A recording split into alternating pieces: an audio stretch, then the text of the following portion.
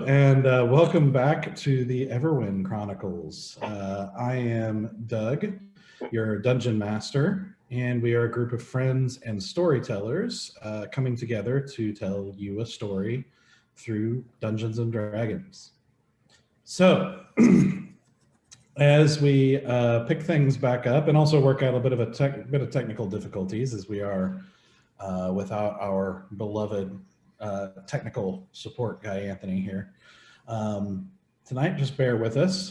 As we pick things back up, the party had just finished killing Kotok, the psychotic and clever leader of the Leather Hand, a powerful criminal organization in the capital city of Elduin. After they had done so, they returned and had a brief conversation with Lord Greenwood, having a brief conversation with the kind of roguish figure Trill and the girl Selena, who they had rescued long ago and was now hiding with Trill, until the party is able to track down and find the elf Cithris, who is the most likely source to find out a way into the Feywild, where Selena hopes to be adopted by a being known as the Sapphire Queen. So the party has a brief reunion with them until they kind of fade back into the shadows. They talk briefly with Greenwood and fill him in on the victory over Kotok, and also arrange for the Tabaxi, Thagino, that they rescued, who was a scribe of Levixus, to enter an arrangement with Lord Greenwood to make tomes for him, but of course making a tome for the party before they, to pay off the debt for saving his life. Which will be something that will take a while, but will theoretically come back later. They also bid farewell to the Fox Briar, who helped them into the hideout, as they told him about Duke Polton holding a Fey woman in captive, and this woman being the one that gave birth to Selena. And he says that's the best lead he's gotten in a very long time, and goes off to investigate that. So the party then decides to go and, at Greenwood's encouragement, the party decides to get out of town for a while, as they had previously slain the archpriest of the Order of Chaldron, and a lot of people were upset, and there was a lot of kind of controversy about that action, as to whether or not they should be brought in for trial and that sort of thing. They've also killed a very powerful underworld figure, which may have consequences as well. And all things considered, Greenwood says he's going to do his best to defend them in the court, but that it's probably best for them to get out of town for a while until things kind of settle down and blow over. But he says if you want to do so while making some money, talk to another governess, the Lady Inthris, who they had met twice before. And so they do. They go and find her in the midst of practicing with her secret order of monks, the Order of Nightshade. Well, not her order, but the order that she's a member of. Where Valan and her duke it out for a bit, where she publicly tells them that there's one of her dukes has earned a favor and has requested help with a goblin problem in his duchy.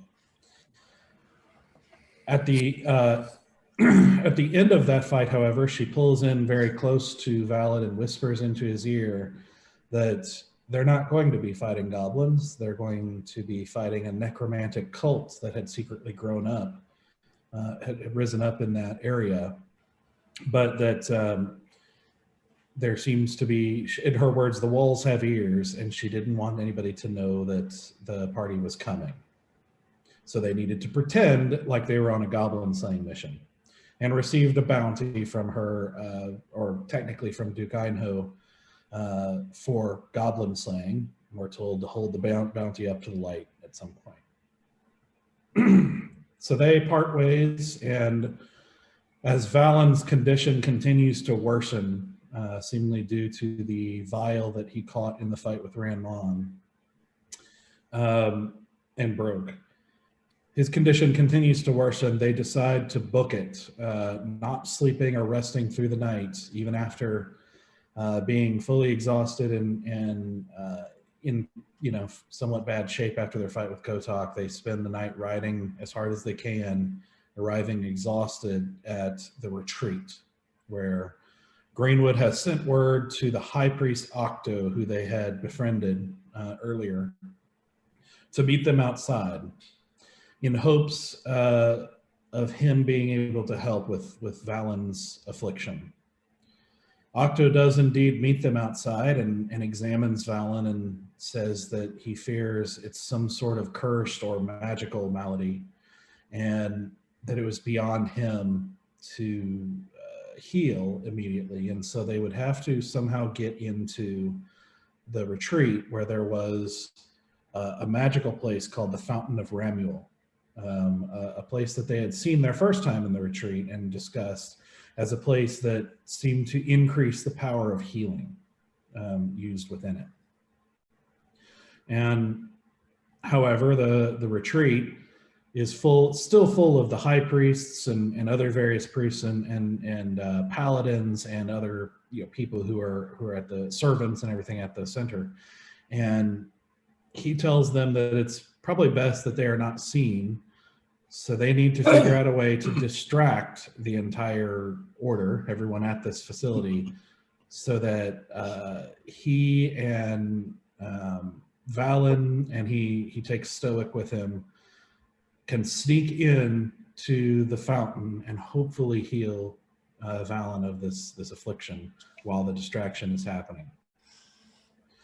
So in order to distract the individuals, Asura, Bear, and Easy pose as bards who had lost their way and found themselves in front of the retreat, and summoned the what's called the grounds priest, who's sort of in charge of the center itself, and managed to convince him that to let them put a play on the sort of grass area outside of the front gate of the retreat. And slowly the people gather outside, and the party proceeds to put on a play of absolute ridiculous narrative. Much hilarity ensued, something that, if you missed it, you need to go back and watch it in the previous episode here. But they do well enough that they managed to persuade, they managed to keep everyone's attention long enough for Valan, Stoic, and Octo to sneak into the fountain, where Octo submerges Valan in the fountain and begins praying as a golden light spreads out across the water and eventually spreads up the streams of the fountain, kind of making its way up to the top, where a bright golden light appears. And they watch as as this bright light suddenly starts to take form, and you see it start to take a bit of a humanoid form as golden wings expand out. And you hear a voice from this light that says, "You who brings this child for special healing, who speaks for him?" And that is where we're going to pick things up. So, Stoic, Valan, you are submerged, and actually right now you feel like you are there and you're fine, but you can't seem to do anything at the moment. You seem somehow at rest, but also unable to move beyond out of that rest. Just sort of floating it peacefully in the waters, surrounded by golden light. So Stoic, you are standing before this sort of humanoid form made out of light and fire that is sort of got this soft blaze all across it, and he looks like a male figure that's strong and muscular with long hair that's sort of lightly flowing in a unfelt wind. It's a pretty intense and glorious sight, and you're seeing something.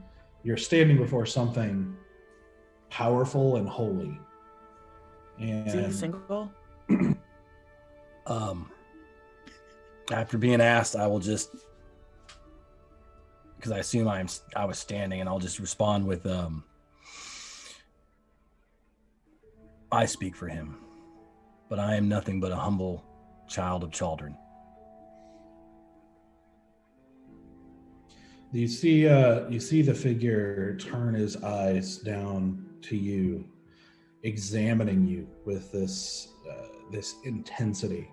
And he says, "And can you truly say that you belong to children?"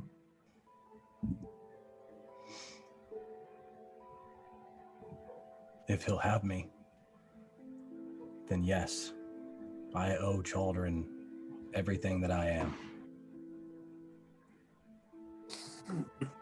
Okay.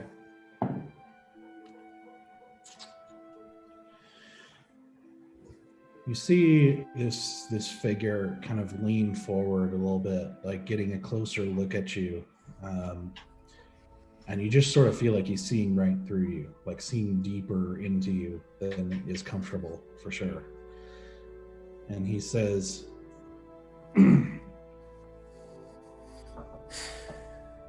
"You smell. You stink of a demon. The abhorrent odor of a forbidden sacrifice."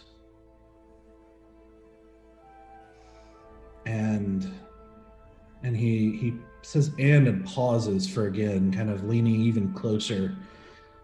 And you just see him kind of like recoil back a little bit and says, You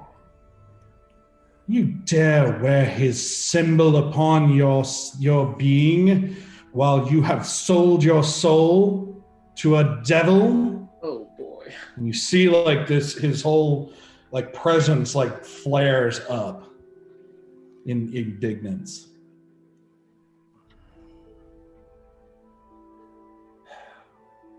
Sir, I have not sold my soul to a devil. I have had it taken, but I will retrieve it because my soul only belongs to children. You see him like come forward quickly, and he reaches out and just takes hold of your holy symbol.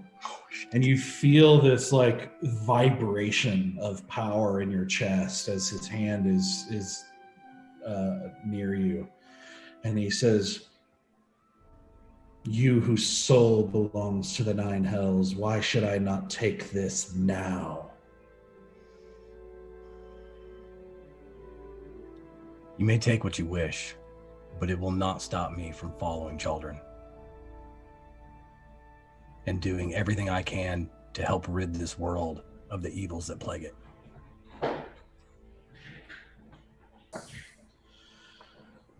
I want you to roll a persuasion check with disadvantage. Because of exhaustion or just disadvantage? Well, it's that, and your soul is not in a good place right now. Oh boy. That's a 9. Oh, but I have nothing to add to that.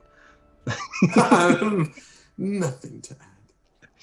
Yeah, it's just 9. I rolled a 9 and a 14, so persuasion. Yeah, I got nothing. Okay.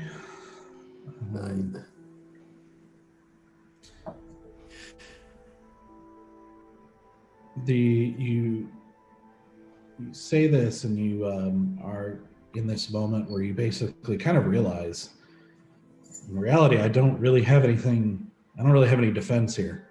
No. You realize, you start to feel for the first time just how serious it is, like how serious your situation is, and how seriously a being like this takes it. But then you hear Octo speak up, and he says, "If you would listen to an old man for just a moment. I have had a moment to have some conversations with Stoic here, and I believe he can't be held to quite the same standard, because he's not been properly trained. He's not had the same training as I, and I think I think his character and some of his actions have proved he's at least good intended, well intended, and intentioned rather. And if you would be willing to have some patience, I'll take him under my wing, and I will take responsibility for ensuring that he learns what he's supposed to. Just give him a chance to at least learn the right things. We'll see how he does.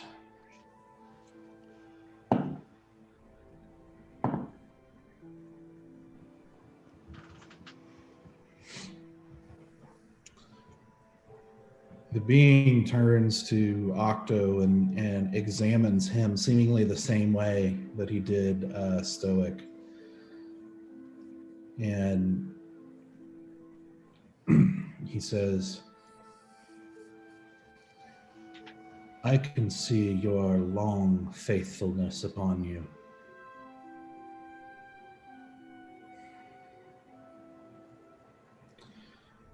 He kind of considers in silence, in this sort of agonizing, suspenseful silence for seemingly hours. It's not very long in reality, but it seems like forever. And he finally turns to Stoic, and he says,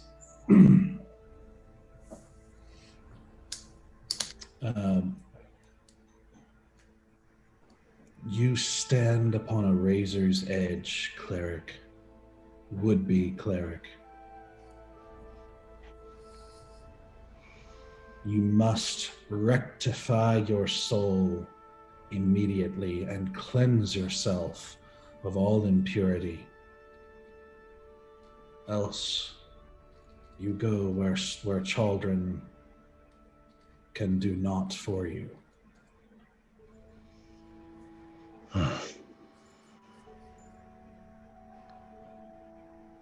I thank you for your mercy.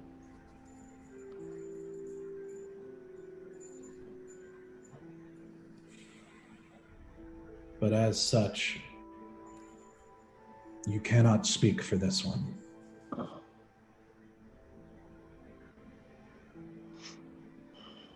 And he turns to Octo again. And Octo says, well, I will speak for him. He has done great good for the Order as well as for the kingdom. And so the being kind of like pulls back up and into kind of standing above the fountain again and says,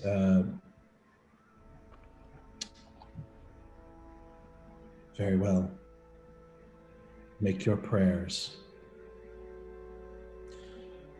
You see Octo, who has this whole time been talking kind of with a bowed head, like he just feels unworthy to even look at this being. He kind of nods his head and kneels down and reaches out and puts his hand in the water and begins whispering a spell, and like clutches his own holy symbol. And Valan, you feel a pulse, and I want you to make a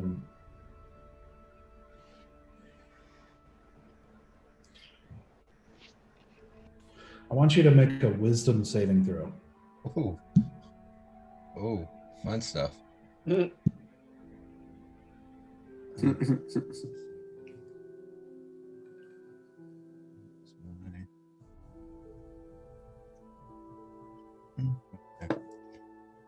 No, that's a 4.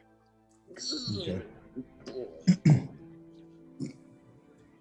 The 20 on that dice earlier. A 2 there. You're not in our favor tonight, guys. Okay. You feel this sort of pulse, this wave of warm energy over you as you suddenly are extremely aware of this sort of foreign power, this cursed magic inside of you that seems like this cold, that seems to be kind of in this battle with it. And you feel the power of this warm energy, but you also feel like this is... you also feel at the same time this being sort of like examining inside of you, looking for something. But it seems like despite this power, this kind of cold nature is, for lack of a better word, fighting back. It's just not going to be gotten rid of easily, but you feel the power, this warm energy still fighting. Make a Constitution saving throw. I get different dice now. Oh man. No. Okay. That's 15.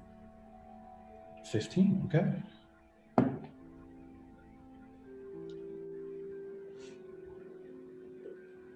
Okay. You reach deep down inside, even though you feel kind of at the mercy of these kind of opposing forces at the moment. You feel almost helpless for a moment, and almost habitually you retreat back into your training, into your reaching deep down into that discipline, that control, that learning how to examine yourself and how to control your own body and mind, even in the face of overwhelming odds. You reach down and calm yourself and slow your heartbeat and take stock of every part of your body, desperately trying to keep yourself calm and trying to see if there's anything you can do physically to allow the right things to win here, essentially. And then you feel a different presence, a strange presence, a foreign presence, something that seems different than the being who you are feeling very strongly, different than the energy, different than the kind of cursed energy, seemingly floating around you, almost curious. And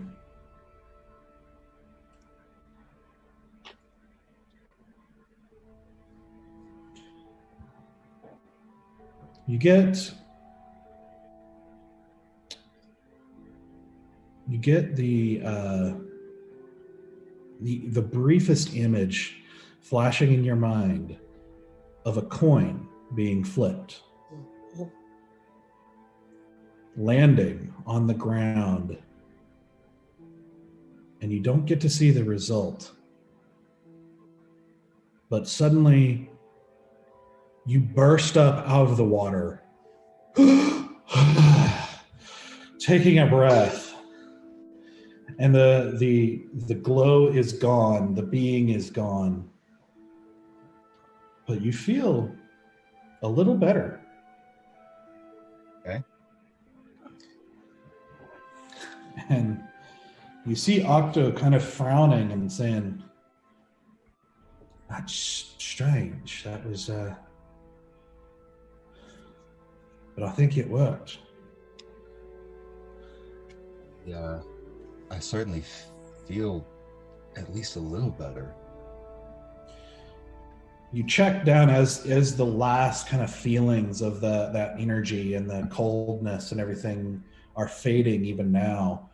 You feel like that cold is fading faster. And you know that it worked somehow.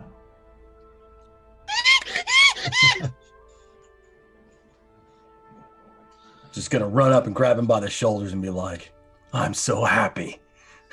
You got us worried there for a moment. I am ecstatic that we're not dying anymore. Not dying anymore. So Thank you guys Valan, for all of that. All right, we better get out of here before somebody finds us, though. Valan, you can remove 1 point of exhaustion. It is going to take some time for you to recover. You'll be able to remove 1 point for each long rest you take. So you're at 2 right now. Yep.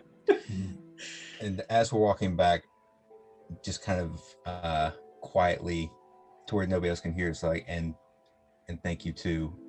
And that's kind of directed toward Ixie. Okay.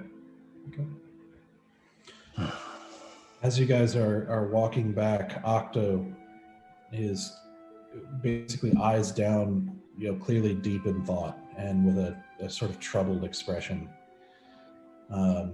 As you guys are walking back out, he kind of stops and stops in front of a building, and he says, "Hold here for just a moment." And he disappears into the door of this building. And just very quickly, about less than a minute later, he comes back out holding a small book, like a thin book. And you guys quickly make your way out of the compound. I want you to roll stealth checks, all 3 of you. Oh, so I do this At disadvantage, correct? Yeah. Disadvantage. Okay. I think it's an 18. I rolled a 19 and an Mine's 11. disadvantage anyway. I rolled an 8. No. It's better than the one that we rolled for you last time. That's true. It's I very am not true. stealthy at all. All right.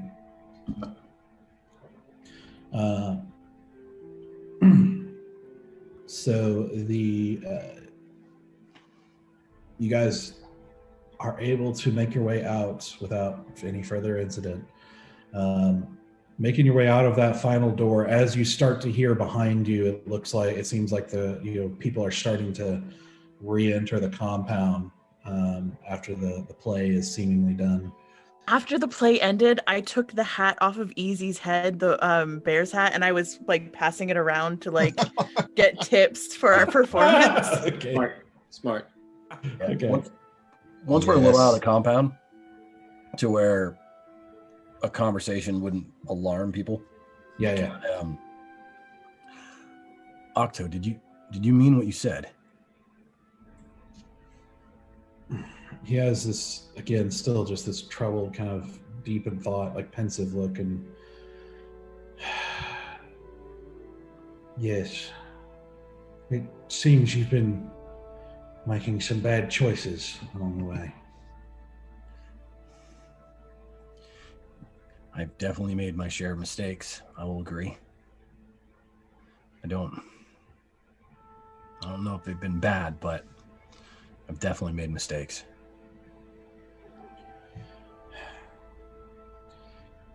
Yes, it seems like you're being used to do great things, but if you don't keep careful watch of your soul, those great things could turn into greatly evil things before you know it. And there's a reason these things are forbidden. They're not just rules for rules' sake. They're truly destructive things. And there's a reason they're forbidden.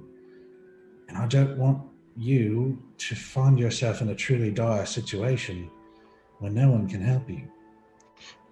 I'm kind of already there. My soul has been promised to a devil, and I don't know how to get it back.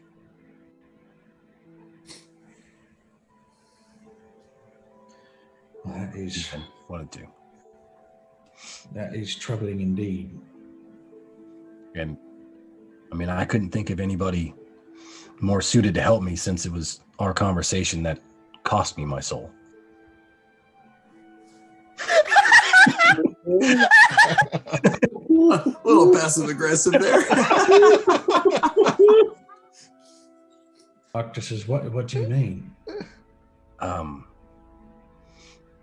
We needed your help to rid the Chaldron Order of that evil priest, and I had to be honest with you, and being honest with you is what cost me my soul.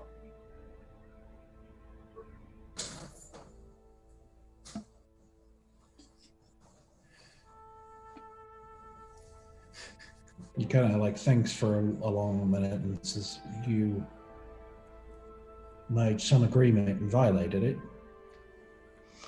I can't talk about that. I'll let you come to your own conclusion.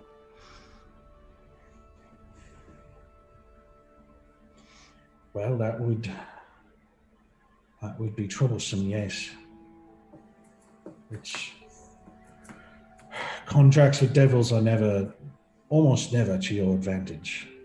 It's why they sign them. Well, unfortunately, I thought I was making a contract with a person.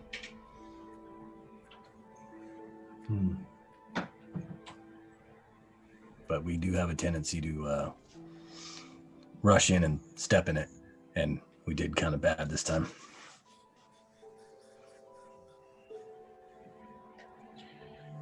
Yes. You will have to learn how to conduct yourself with wisdom and patience. I do think passion is valuable, but so is wisdom. So is self-control. And being sure you understand what you're getting into. But yes, of course I meant it. If there's anything I can do, I will. And I know now is a bad time for such mentoring. But when it's safe to return to the city and be there for a time, come find me. And I will do my best to teach you what I can. Thank you. In the meantime, while you're taking care of things, read this. And he hands you this small thin book, which you actually have seen before, and maybe like glance through it, but we're never allowed to have your own in the temple. But it's basically just a primer on forbidden things, specifically devils, demons, and necromancy. I got the student handbook. Yeah. First picture is just Asura going like, "Hey." First thing to avoid. It's mainly dealing with spiritually forbidden things, like things that mess with the spiritual realm, so to speak, directly. So, like I said, devils, demons, and necromancy. Devils, check. Yeah. Demons. Oh, yeah. And I think of Asura, check. I am no demon. I am from an infernal legacy, gosh darn it.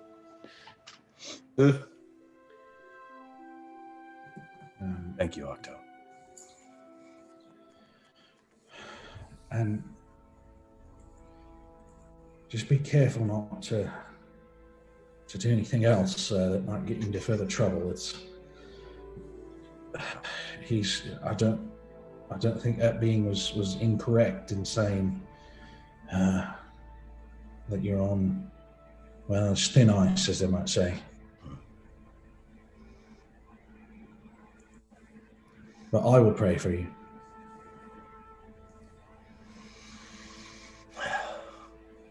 Thank you. So as you guys, I was gonna say, do I hear anybody like clapping or like, are we close enough to catch any part of the show? It's kind of wrapped up now. They're starting to make their way back, and you guys are kind of meeting a ways away from it, like in the same spot that you met him before. For the rest of you, as the party as the play is ending, you pass around the hat, and there's just kind of a general commotion as people are kind of talking and kind of milling about, aimlessly.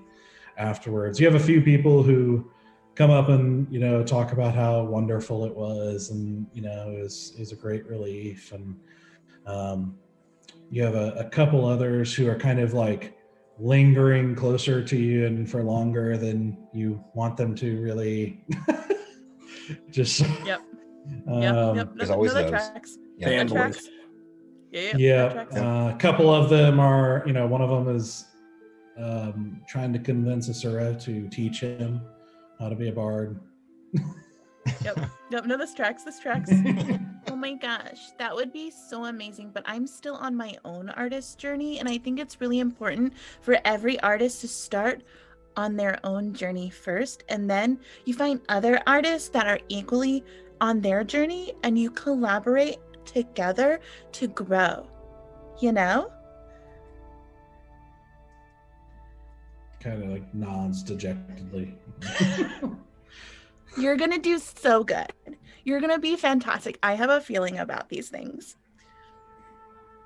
All in all, you collect about 32 gold worth of. Yes.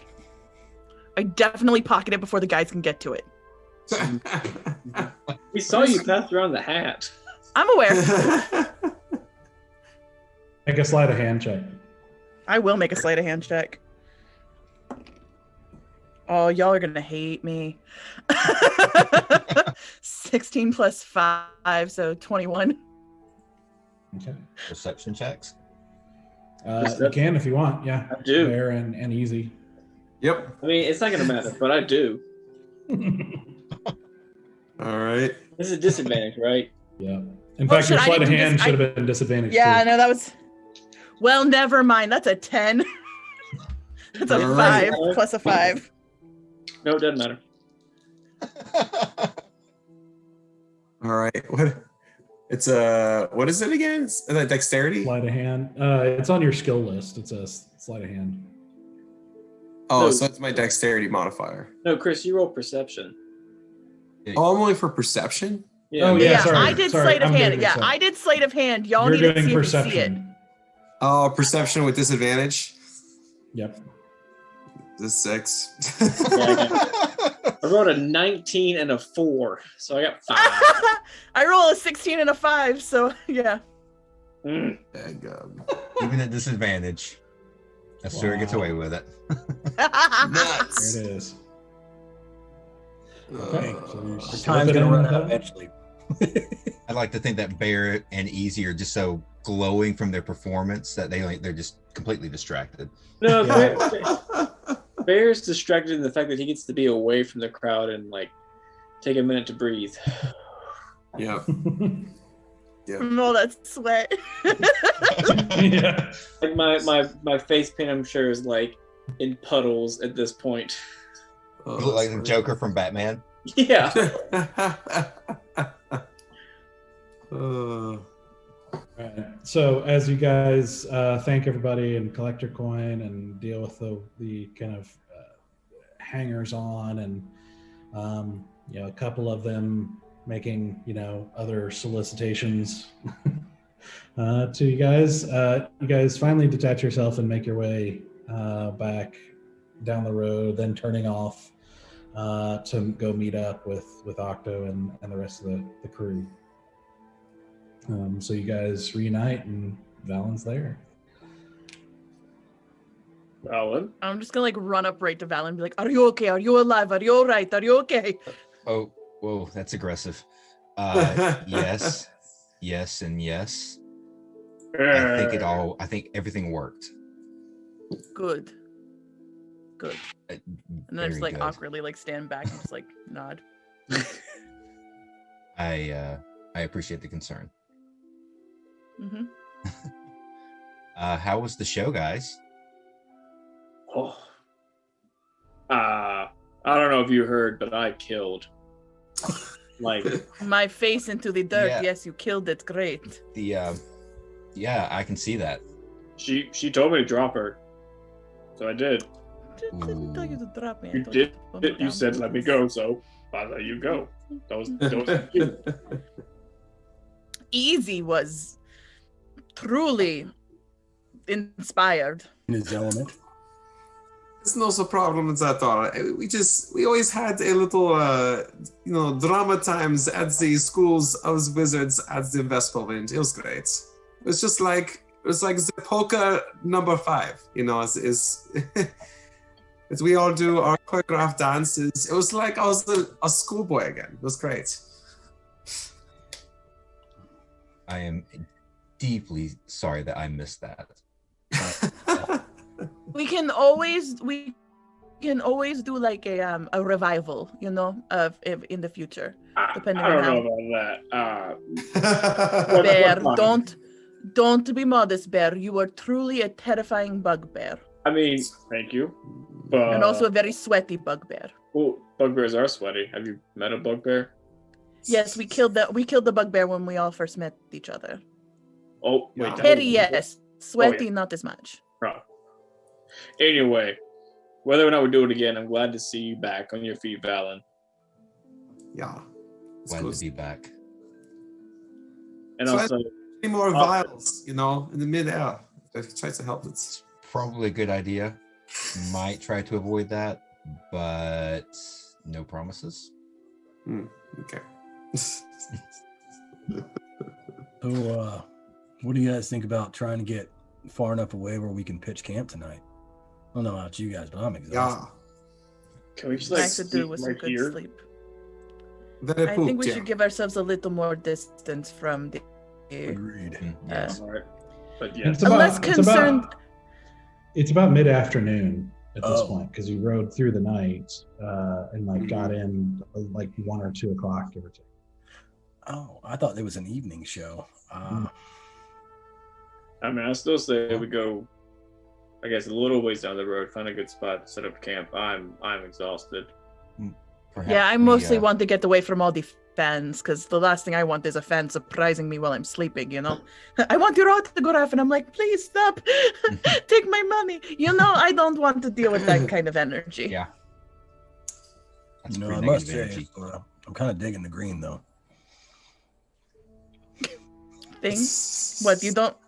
Thank you. I don't know how to react to that because purple is my natural color. So you're saying that you don't like my natural color and I don't know how I feel about it. And then I just turn around and walk off.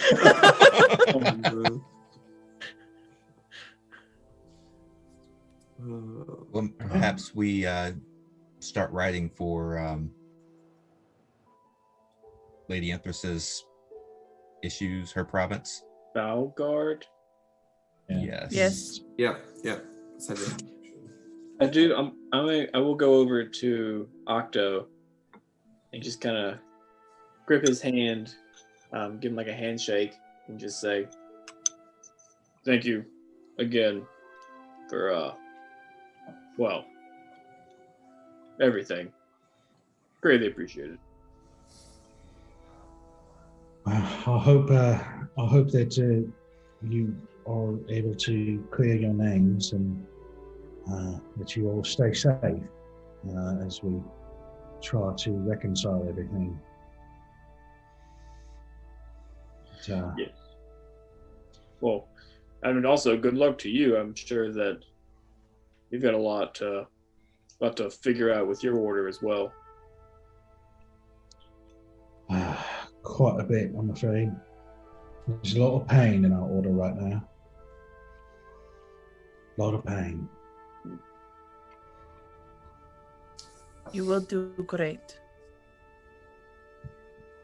If children visit, I will. I will do what I can. And But, if you ever need any help, I mean, we will be away for a little while, but just give us a call. I appreciate that. Well, life be with you all. And with you. May children's light look upon you. That's how they do it, right? Like you do the. It's all right. You know what? Your friends are going to be very confused by the play they experienced, but you know what?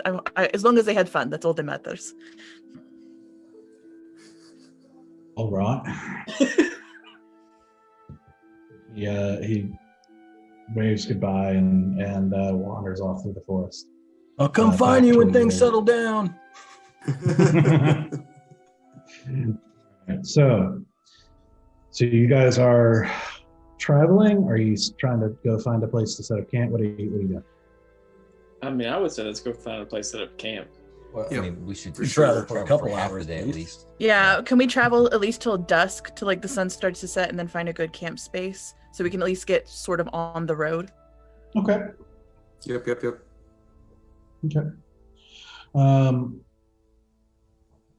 Sure. So you guys start making your way southeast as you make your way toward Valgard and toward the Duchy of Greyspear, where you're going to be going. And the bounty sends you specifically to the town of Lessa, where you will hopefully be able to, find what you need and do your business. So as you guys start riding, it's a hard ride after all of the activities of everything you guys have been through. You are feeling that exhaustion. You are feeling that, like, your armor feels heavier, your weapons feel heavy on your belts and on their shoes, and you even feel like it's effort to stay on the horse. And your horses are not moving as fast because they're exhausted. And you're having to get down and walk more often than normal to spare them from kind of being in bad shape. But you just very slowly kind of make your way down, start making your way southward using some kind of lesser traveled roads to head inward. And you do pass through a couple of villages that if you see in the villages basically a lot of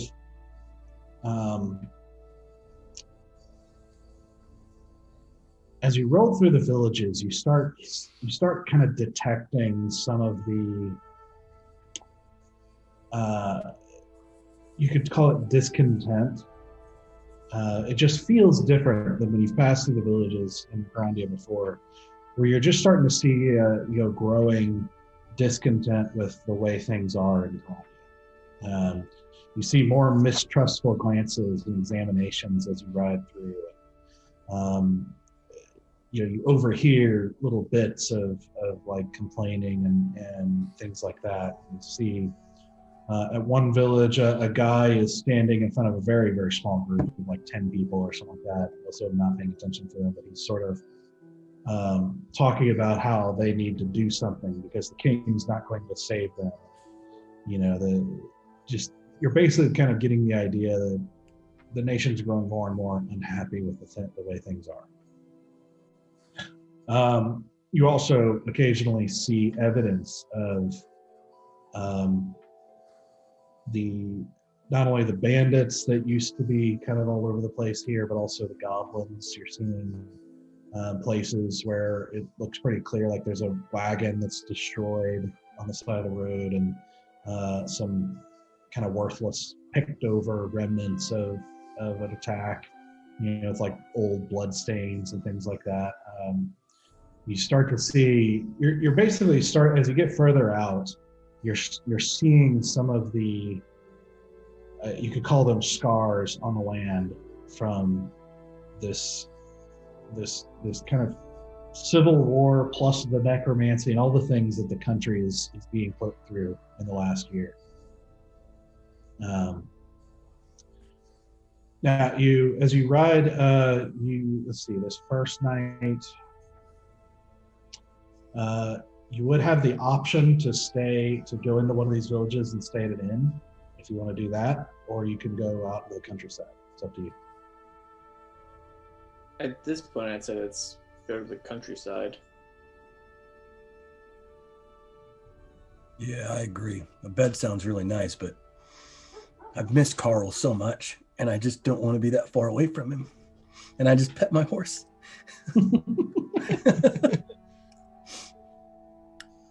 I have a feeling those who look like me are becoming more suspicious rather than less. There seems to be a lot of displaced distrust and anger and anxiety, and I fear my presence will increase those anxieties. I mean, this isn't all you, Asura. No, but I know what I look like. And I know what the rumors are about my kind. I'm just saying.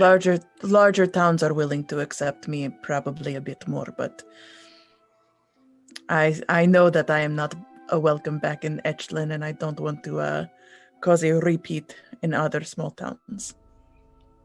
Well, I appreciate they were assholes, and they were assholes. They deserved it. Indeed. But there's a target painted on all our backs right now. I'm just think we should all be careful. It's not just you. They kind of hate us all at the moment. Wouldn't mind having a nice soft bed. I agree.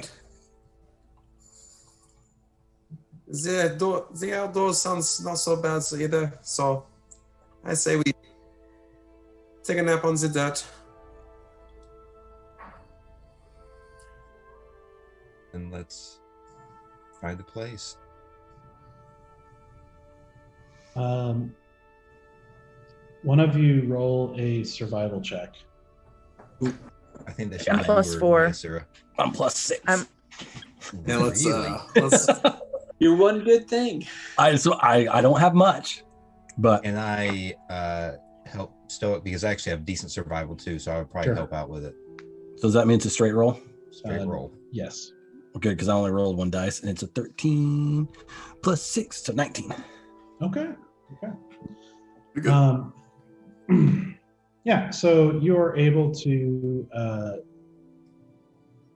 off the road a little bit and find yourself next to a stream that looks fairly clear and nice. And there's like a little alcove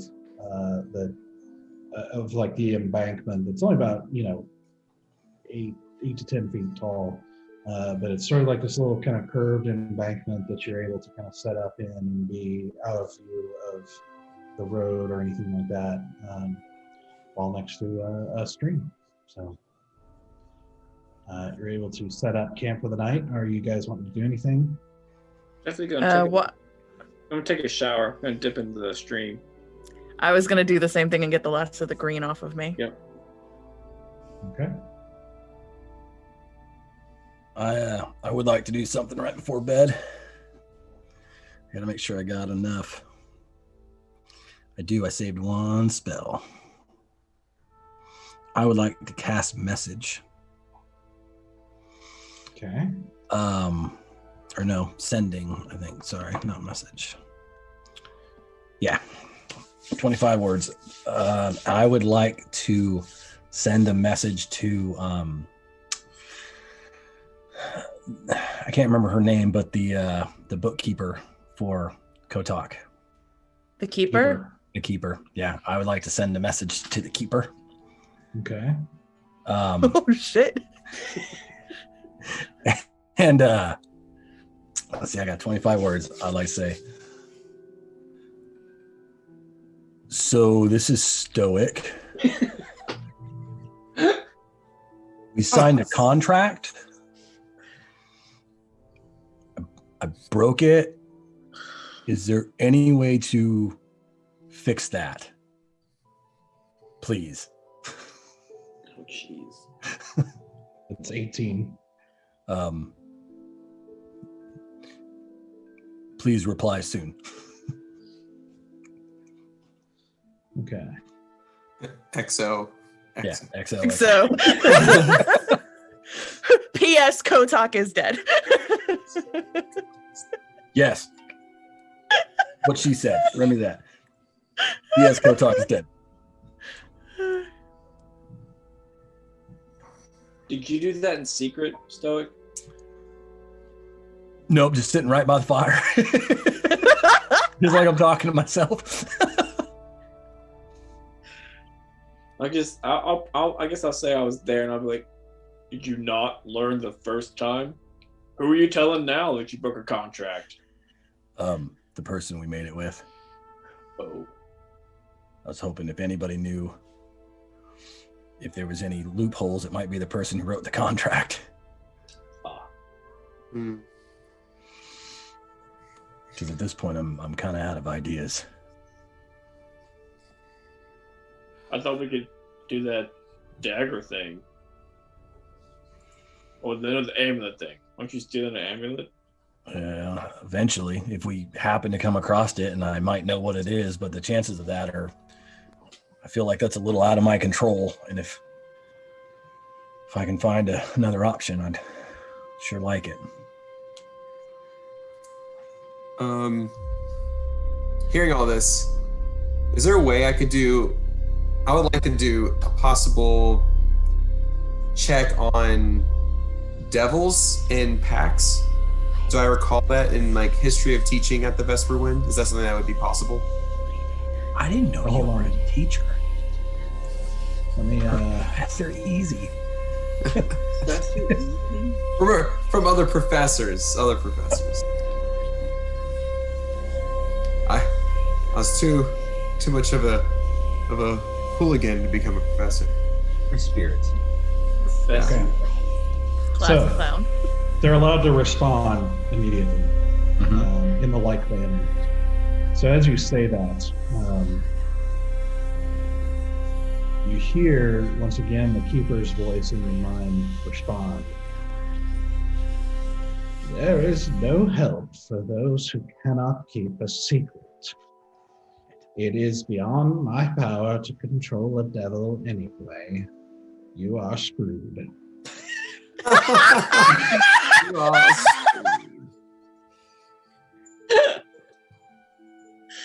Guys, that was really weird. When I cast a spell, I talked, and the keeper just responded, but like in my head, and it wasn't good news. When was that ever good news from that woman? Well, it's true. But so if anybody else has any other ideas, I'd be open to them.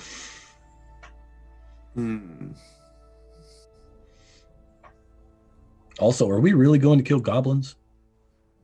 Oh. No. Right? I realized that I took my clothing off to bathe and didn't put my clothing back on. So I've just been like walking past y'all to my tent like Stark. I'll just... Yep. We're all just... I just picked up my clothes. Pretend that didn't happen. Back. Yep. I'm gonna like go inside and like tuck my while I'm getting dressed, I have like my head tucked down, like Valan, the thingamabob. The kissy lovey paper face you got. I believe she means the bounty. Thing from Lady Empress, yes. Sorry, it's still a little just put out. Right here. She said put it to the light, yes? Yes.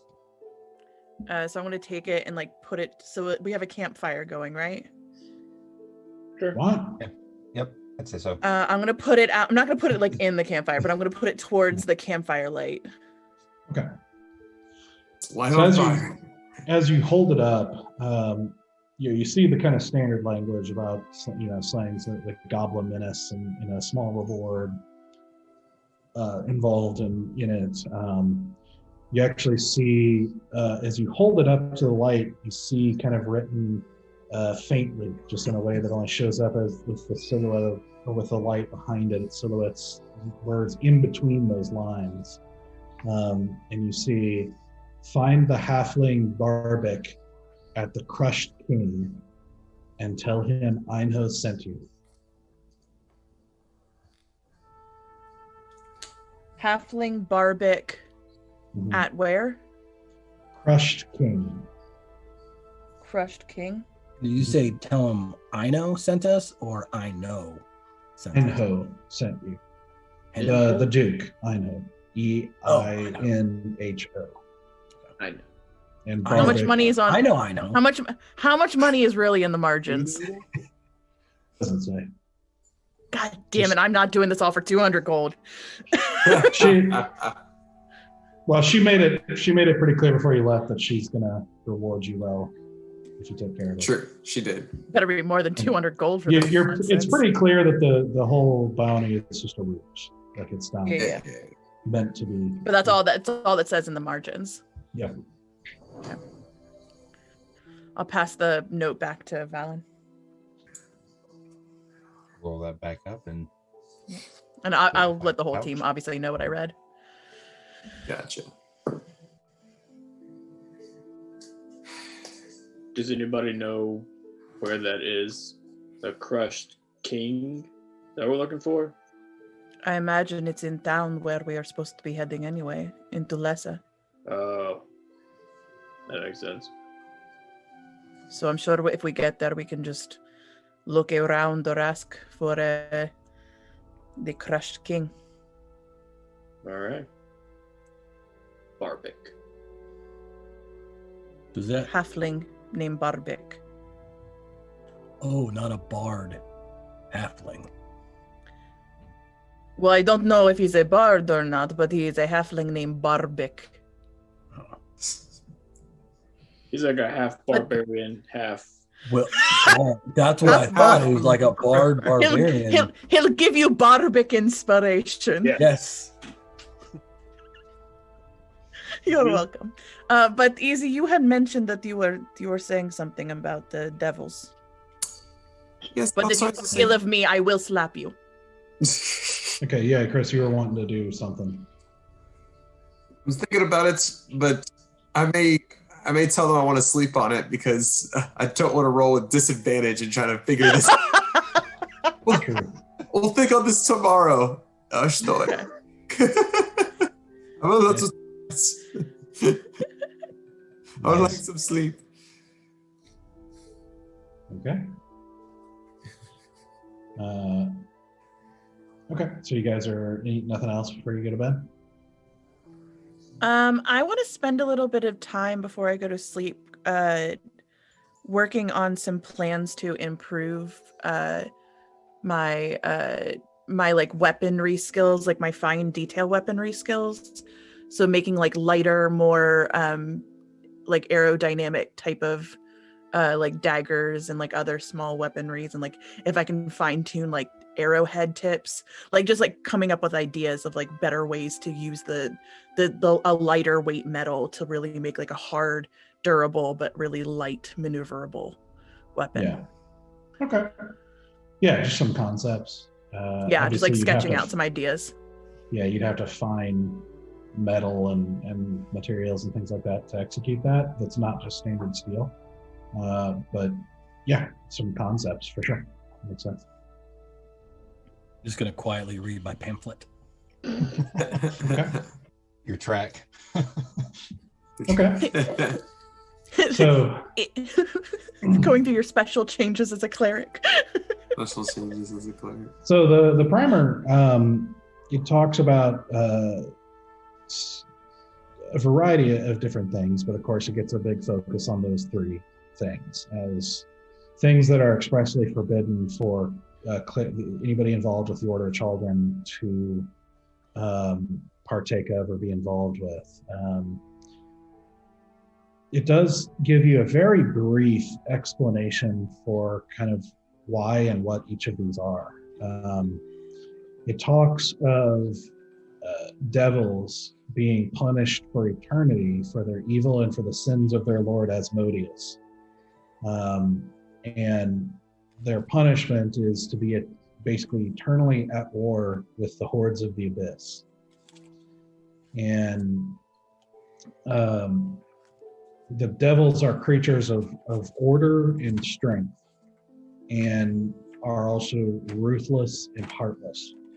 And if they were to take over the universe would be ordered, sort of ordered caste system of brutality. And it would be... Sounds like Alraka. Yeah, orderly and just utterly heartless. That they are just the definition of lawful evil. Demons, on the other hand, are just beings of complete violence and chaos. They basically seek nothing but to just devour and destroy. They come from the abyss, which is a plane of infinite and unimaginable horror. It actually quotes an ancient priest, Eldo, as saying they're calling them engines of destruction. They're basically irredeemable creatures of sheer evil and kind of chaotic evil. And then it also talks about necromancy and the undead. And it basically frames it as bringing someone back from the dead through dark magic effectively rends the soul. It goes against the natural order that the gods maintain. That a soul is designed to live and die eventually, and disrupting that order is destructive to the soul itself. And so it is not only a matter of like great evil and sin to do such a horrible thing to another soul, but it's destructive and it causes extreme suffering to the soul itself being risen. And so it's basically just kind of, like I said, in going in more detail, but like explaining how evil each of these things are and why Chaldron stands against these things. And Chaldron is for life and order and good and growth and seeing things progress as they're designed to progress, which is the healthiest way for mortal beings to progress and live. And that all these things are antithetical to that.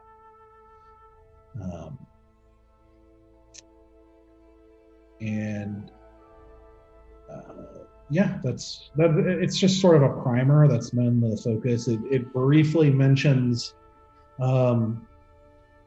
other evils that are pretty rare from other planes, that there are other specific creatures and beings that you're not supposed to have anything to do with, but it's not really covered in that primer. It's more either something you're not likely to encounter or something that is kind of deeper subjects than could be covered in that book.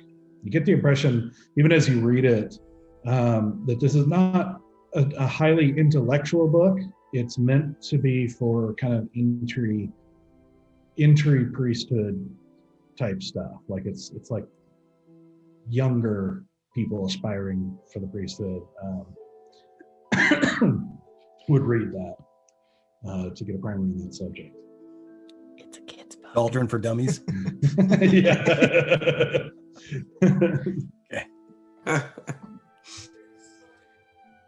Okay. All right, so you guys are all going to bed. Yeah. Oh, Pretty exhausted, so yeah. yeah. I was actually wanting to look over, not read aloud, of course, but study the tome that Vigino gave us. You gave us something? He hasn't given you a us tome yet. yet. He has to Oh, make I thought it. he did. Sorry. He has to Got make ahead it, of myself. which takes time and is very expensive and everything like that. And that was part of his caveat with Greenwood, was that he was going to have to make one for you guys to pay off the debt. Perfect. Yeah, I thought for some reason I thought he gave us one or something. I was like, that was great. So that was kind of All like Greenwood's expense for going into the contract was to pay for your tome, essentially. Got it. But it's going to take time. He didn't explain how long, but he said it does take time to make. Gotcha. There's a pretty involved process in making it. I'll just dream about it then. Are we doing watch? Probably wouldn't hurt. Well, yeah. The Night's I Watch. want to take watch with Stoic. I will take the last watch. I can do the first one. We got the midnight shift, the graveyard. Yeah. Yeah, we got Yeah, graveyard yeah. shift. Swing shift. Mm-hmm. Okay. And Easy will take the other one. Yep. There's basically 4 watches to cover 8 hours of sleep, and Correct. because you'll need 4 watches to cover that for a full long rest. Gotcha. Okay. I want all of you to roll perception checks. Disadvantage. Ooh, rolled a natural 1 on mine. Oh no. Yeah. Valan, I'm going to say yours would not be a disadvantage because you had completed your sleep. You're taking the last one. So you'd done 6 hours of sleep by that point.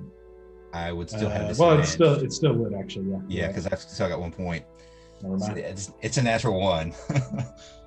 Okay. Jesus. I rolled an 18 at disadvantage. Okay. Damn, boy. There. Dang. Some of these dice are working. I rolled a 14. Yeah, I rolled a 14. Okay. Same here. I rolled a 14 and a 16. Okay. Yeah. Easy. 5. Still better than mine. Yeah. Rolling with disadvantage when I have no modifiers with that is not good. Yeah, I rolled a 10 and I have a +4 to my perception. Otherwise, I was going to be like, nope. I got no mods either. Okay. Yep. I was very distracted by all the events of the previous day with, dealing with a deity, I guess, whatever that was, and then having, mulling all of that over. I will say, just since you bring that up, like Stoic in particular, I think you would know this was not Chalden. Like this is some other being. I didn't assume it was. Just making sure. I actually was gonna, because I speak celestial. I was gonna say something to it, but I didn't want to piss it off. I thought that might have you speak my tongue? Oh, bam! Don't dirty your mouth with our language. You shut up when you're talking to me. Oh man. I do want to do something, Doug. On my watch, I want to take. I guess I found some paper somewhere, and I'm gonna wrap it around the spear, and I'm gonna write in big bare letters, "Thank you for the spear. It helped a lot. Love, Bear." And I'm gonna put it back in Valen's hands. Oh my god. While I'm sleeping? While sleeping. Precious baby bear. I'm trying to put both your hands around it, so you have your spear like this as you're sleeping. Yeah. As Should make exhausted a- as you are, you're probably out cold, man. Oh, yeah. Yeah. Done. I want you to make a straight sleight of hand check. Okay. Wait, just one roll? Yeah. Yep, one roll. Okay. Here we go. 20. Dude, Great total. your They dice are close it on off. it, man. I know. Yeah. So you are able to do so, and Nice. just replace the spear in his hands.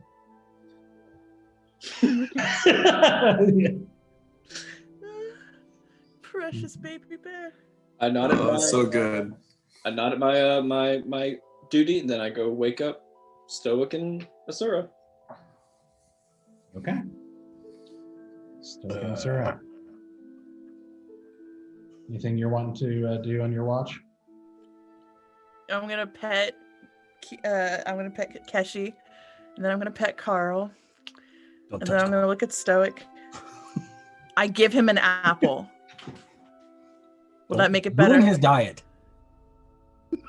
Carl is a very special boy.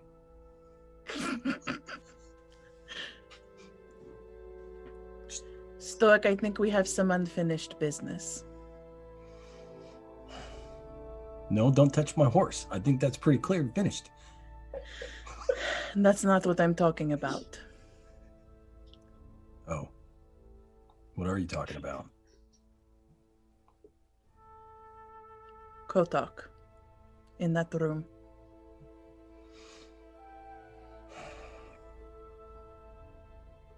I promised I would answer any questions that you had.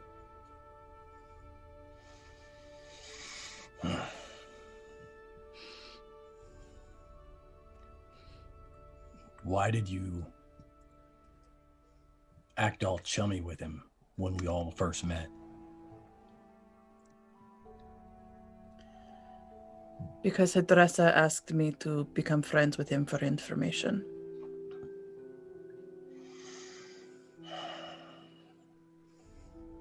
That makes sense. What doesn't is why you left us in the cold. After you de-ballsicated that guy, you just left us.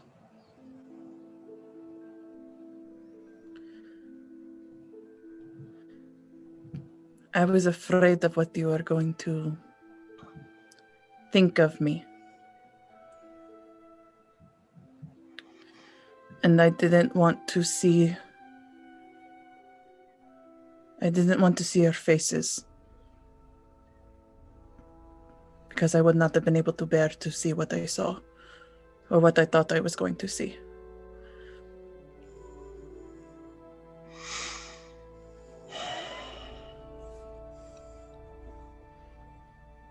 I've never had a family. And you guys are what I can only assume is what a family feels like.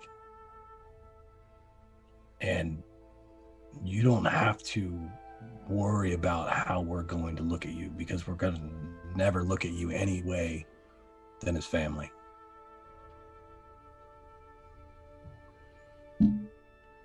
Stoic, I've had a family. And your view of what a family is it's beautiful. It's pure and it is noble. And it is not real. Because families are complicated and messy, and regardless of what your intentions are, you can destroy a family as quickly as you build them.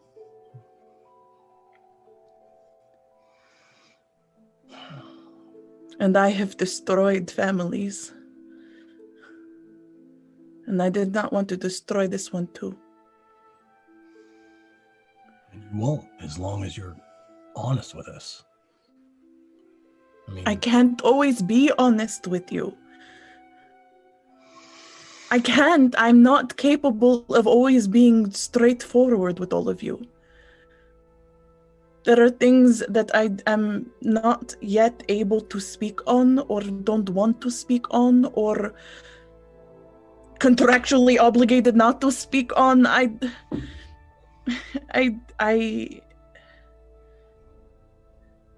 And there's things that I want to say that I don't want to hear the answers to. Everyone's entitled to their secrets, and those are yours to keep or share or whatever it is you want to do with them. I just ask that you don't lie to us. If there's something you can't tell us, then tell us to trust you, and we will. But you don't have to deceive us. Stoic, I don't trust myself. I'm not sure how I'm supposed to ask you to trust me. You don't have to ask.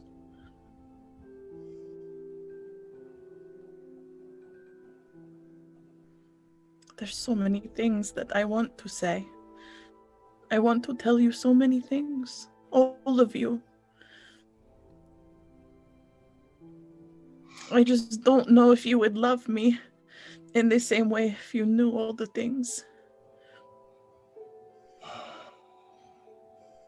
We've all done things, Asura.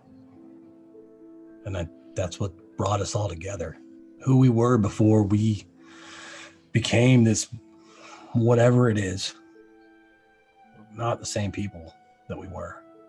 I know I'm not. And you all have changed me. And I'm sure we've all changed each other. And when you feel like you're ready, we're here to listen. And show you that you can be trusted.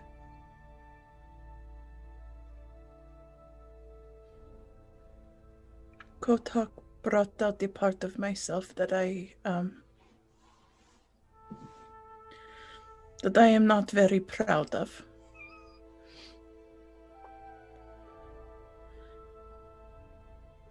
Before I met you all, I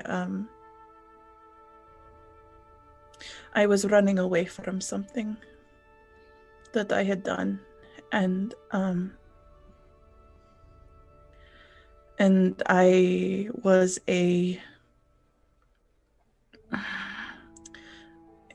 sellsword for a time, and Don't use that word. I don't like that word. You know I don't like it, but I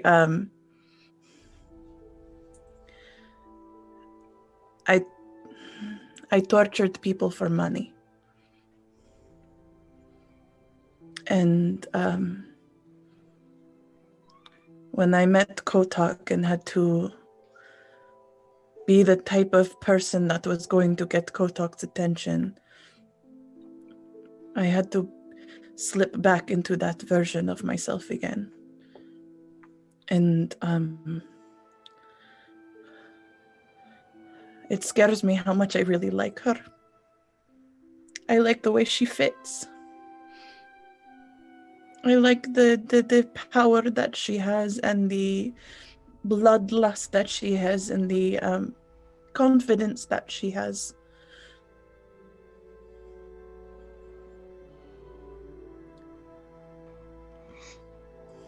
But how do you feel afterwards? Empty. Alone. You can have those.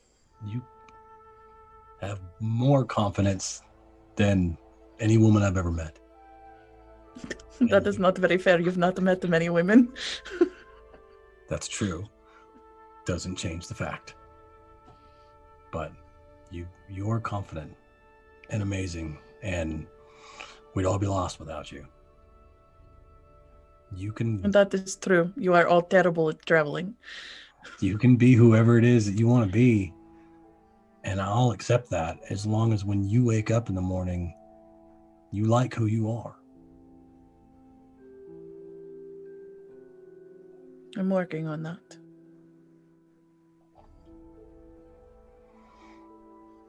I'm not there yet. No. That's good. I'm trying to work on some things myself. And that's all we can do. And whatever things you've done in the past, I don't judge you for them. Maybe one day I'll tell you all the things. Fine. You can pet Carl. With your permission. Yes. It'll make you feel better. Thank you. And for growth's sake, I am sorry for hitting you and kissing you and hitting you again without your permission. Thank you. It was my first, How did you like it? To be honest with you, it felt stolen. So I'm still getting over that. I'm not a very worldly man, ogre.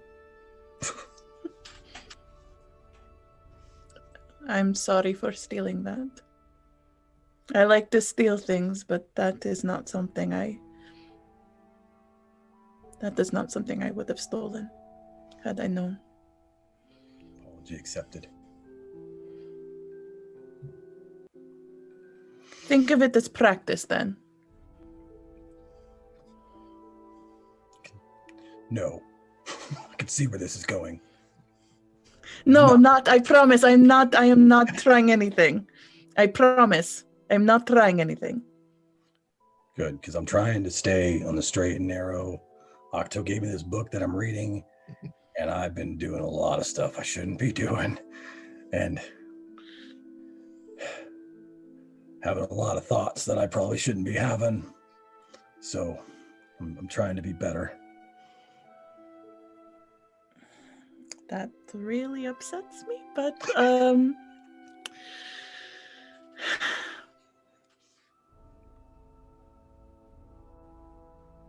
I hope that your journey finds you someplace that feels right for you. But I hope your God does not look down upon what it is to be mortal. I haven't gotten to that part in the book yet. I don't know. I'll get back to you. Okay. This is kind of just a beginner's version, I think. My first cleric, I understand. All right. This is really awkward. I'm gonna go sit by the fire. By this point, I'm almost as purple as she is. I'll go over by Keshi, but I'll kind of keep an eye out on him. All right. I do slip Carl another apple though. God damn it. All right. So you guys have your talk and then kind of separately complete your watch without seeming incident. And you go to wake Easy and head to bed as Easy takes his watch. Can I actually go to Valan's tent to go to bed? I want to sleep back to back with him, and I want to curl my tail around his ankle when I fall asleep. Okay. What if it is it cold outside, or is it just like? It's a little chilly. It's not Okay. super cold, but it is a little bit. So I'll say I'm probably sleeping out just in a bedroll. Nothing too extravagant. Right. Ooh, then I get to wake Easy, and I want to try and take some of his hair before I do, and drape it across his face to look like a mustache.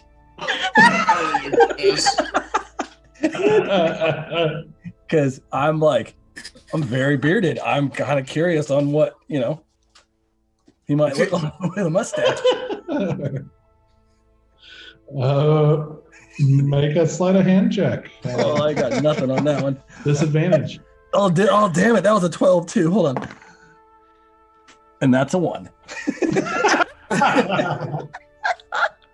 Easy, you wake to Stoic messing with your hair, putting it across your face, kind of clumsily poking you in the face. Was I Morning, Easy. do this in my sleep? What's up? What? Hold on. You had a bug in your hair. Hold on just a minute. And I'm just going to finish. Creating it over. Is this a bug? I got it. I got it. Have you ever thought about growing a mustache? No, it's not the way of the elf community to grow the beard or the mustache. It's very unfashionable. It was like 2,000 years ago. It's so out of fashion. It's a shame. I mean, you have such beautiful straight hair. I think if you grew the mustache, you could let it go long and blonde, and it would be glorious. Maybe when I get older, I might, but I'm far too young to bring on that kind of fashion statement. But I appreciate your enthusiasm for my outwards appearance, Stoic. I can live with a maybe.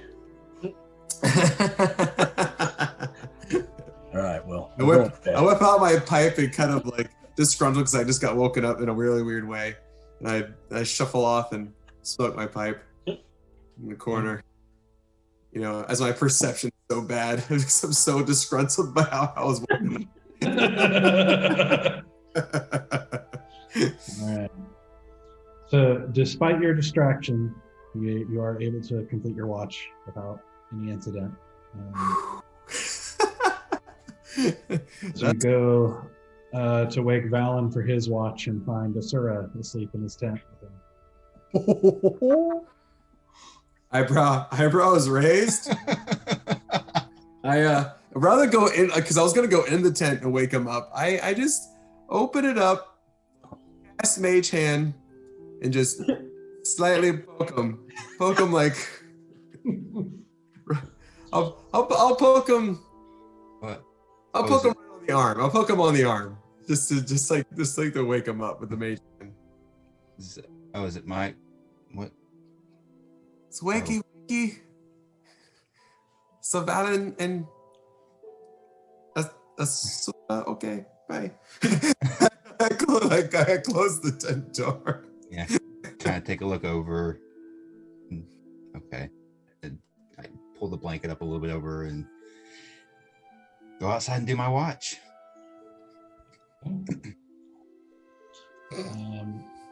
So you can remove a point of exhaustion. Oh yeah. Down to 1. You too are able to, despite you're still exhausted, you're still feeling the effects of this disease, and it's going to be a recovery period. And so you're definitely still feeling it as you get up for your kind of blearily watching and honestly probably dozing off a couple of times. But thankfully not seeing any ill effects and as the sun rises and you wake the rest of the party to get up and keep moving. We did it. Oh, long rest. Finally. I know. Yeah, we weren't looking so great. Oh, So- man, that means I gotta go fix all my spells for the day. You should be able to, Yep. So any preparing or any you can do a long rest in D&D Beyond. You can recover everything you need to and take your exhaustion off. Do we have any idea how far away from the town we are? Did we know, like, when we left, like, was it 2 days travel? Yeah. The retreat took you a little bit out of the way, but not completely.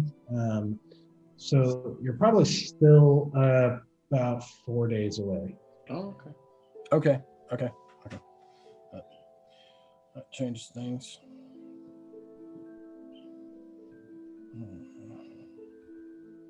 Well, breakfast and then the road. Sounds good. Yeah, I'll get up and make some tea for everyone. What'd you fix for us this time? The tea? Yes.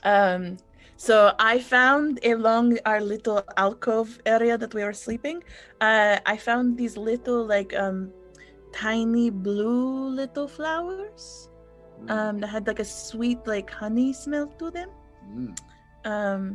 And I ate one of them and they were not poisonous. Oh, so okay. I brewed them up with some of the remnants of the one of the other teas that I had from the house before we left. Because I've been hanging out with the chef in the back garden where he has all his fancy little herbs.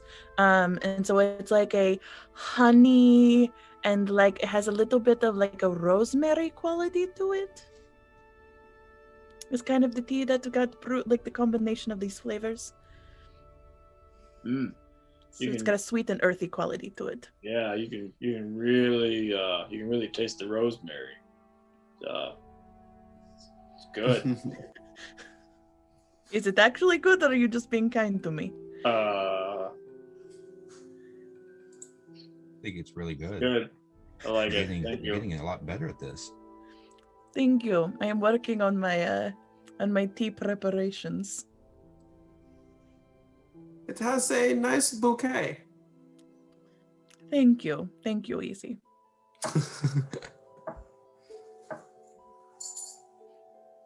Okay, so you guys gather your things after breakfast and head back onto the road, headed southeast.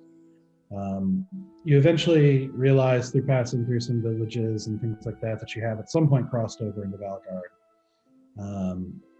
and are just sort of making your way through the province toward your destination.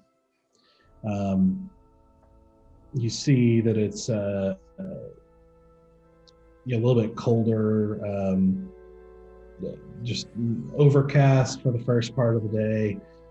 Then it clears up after about halfway through the day. To be sort of a cloudless, sunny, but still kind of cool autumn evening as you guys progress, and still continuing to pass through the occasional village, little small towns and villages as you make your way through the countryside. And so as you guys make your way towards the evening and are looking to stop, you would still probably have the option to stop at an inn if you prefer, or you can continue in the countryside. What do you guys think? I mean, we're probably far enough away from the city at this point, but I'm also fine doing another night in the woods.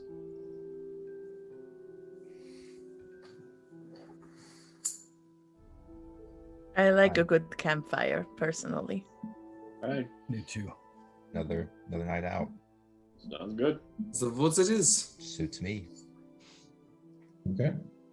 Although we got very spoiled from all those delicious nights inside Lord Greenwood's home with his cushy, delicious beds. I know.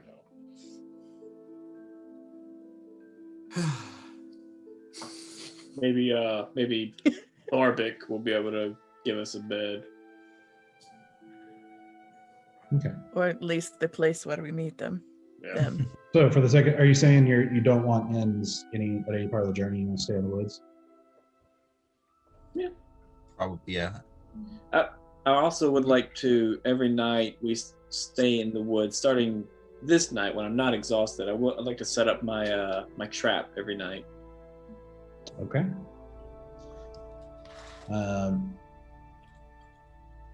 Okay. Stoic, make another survival check with advantage.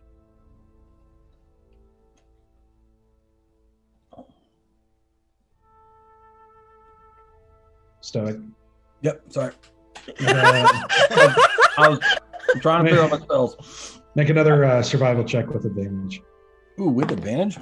Yep. Not exhausted anymore. That's a 15, 21. Okay. Nice. you are able to find your way into some ruins, like what looks like is the ruins of a village of some sort in the past. Not very large, with some kind of broken stone walls and kind of buildings that have been partially collapsed and that sort of thing. Looks very old and very abandoned as you kind of scout it out a little bit and make sure it's clear, but you're able to see it's probably a good place to stop for the evening, getting some shelter for the wind and things like that. So how do you guys want to do the watches? I'll definitely take last again. Same order. No, I'm not taking watch with the Sora. I'll take my watch with Valan. A little too much for me. Okay. Then like a heart to heart. Can't do that. Not anymore. No. Okay. I want so make all of you guys make perception checks. I get to do it straight Yeah, roll. 18. With Astura's help, you'll be able to do it straight. Yep. Just recover Failed. that last bit of exhaustion. Nice, failed me. Ah. Got a 9. 11. 18. A little better, 12. Danny. Yep. An 18. Okay. And what'd you roll, Valan? Me, 11. Okay.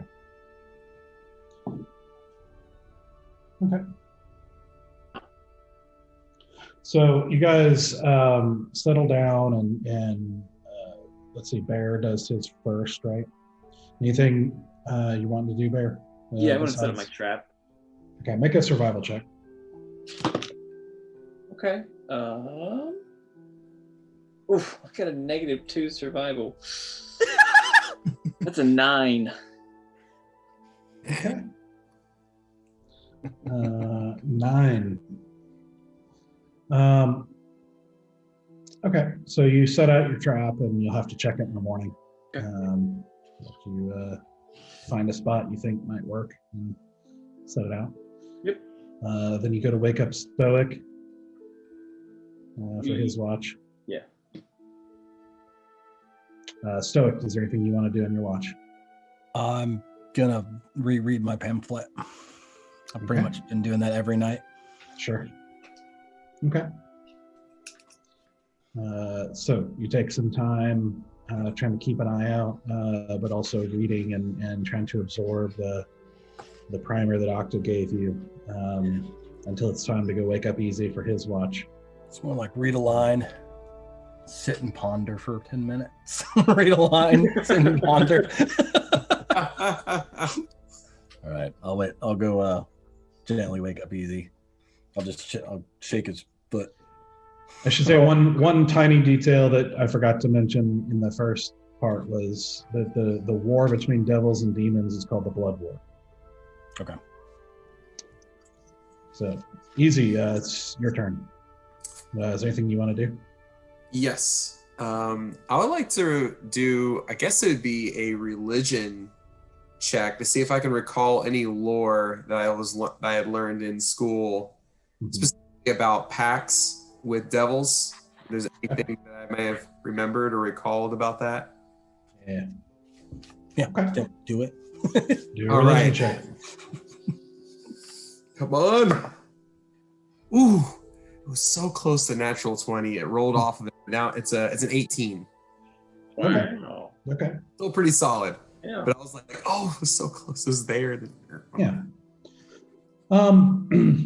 So the Tower of Knowledge had areas of study that you could have focused on for that, but it wasn't really your particular focus. Right, It wasn't yeah. your particular interest as a wizard. You chose a different school or a different way of studying. But they do teach kind of brief things. You learn some of the same things Stoic does in his primer. It Right. does talk briefly about the Blood War. there is the concept that there seems to be some sort of arrangement with between the gods and other kind of spiritually powerful beings. And you don't know the details, but you remember that the devils are have some sort of arrangement where it's like, you might call it cosmically legal to make deals and try to seek out arrangements and ways to gain souls.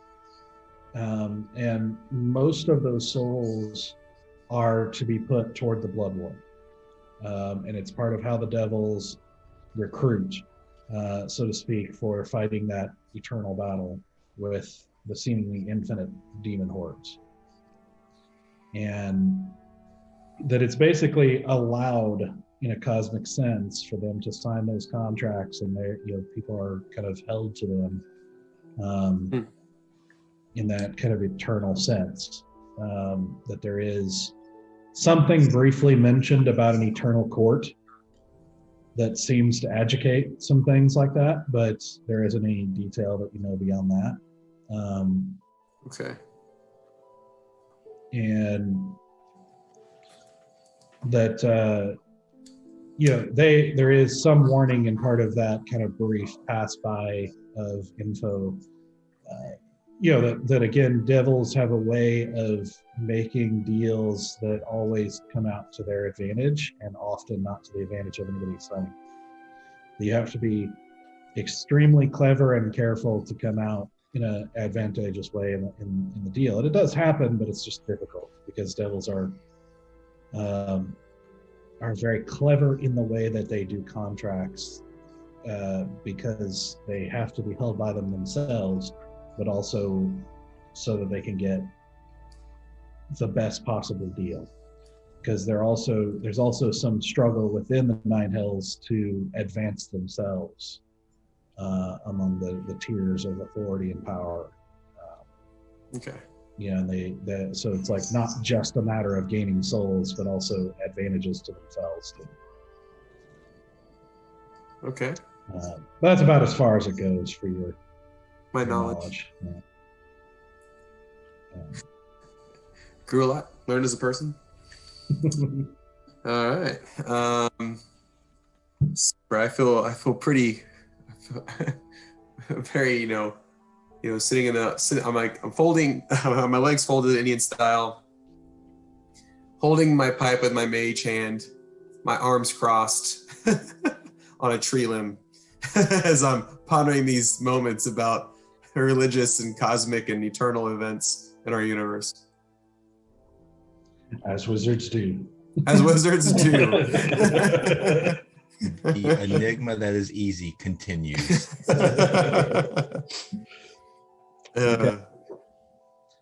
Okay. So you guys you finish your watch and go to wake up Valan and Asura for their watch. Is there anything you guys want to do?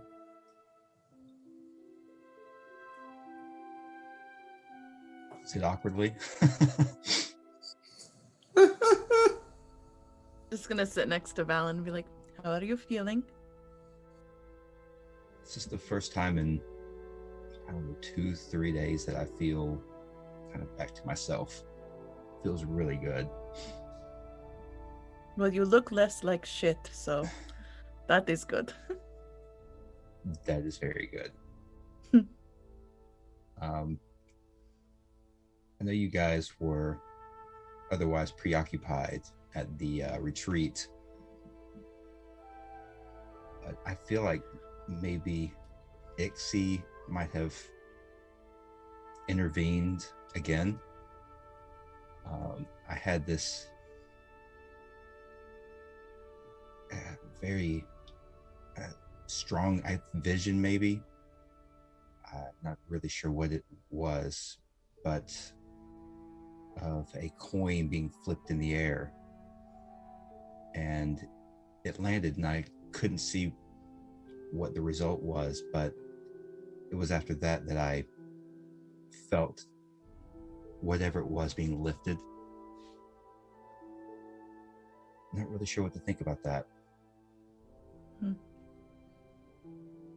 Do you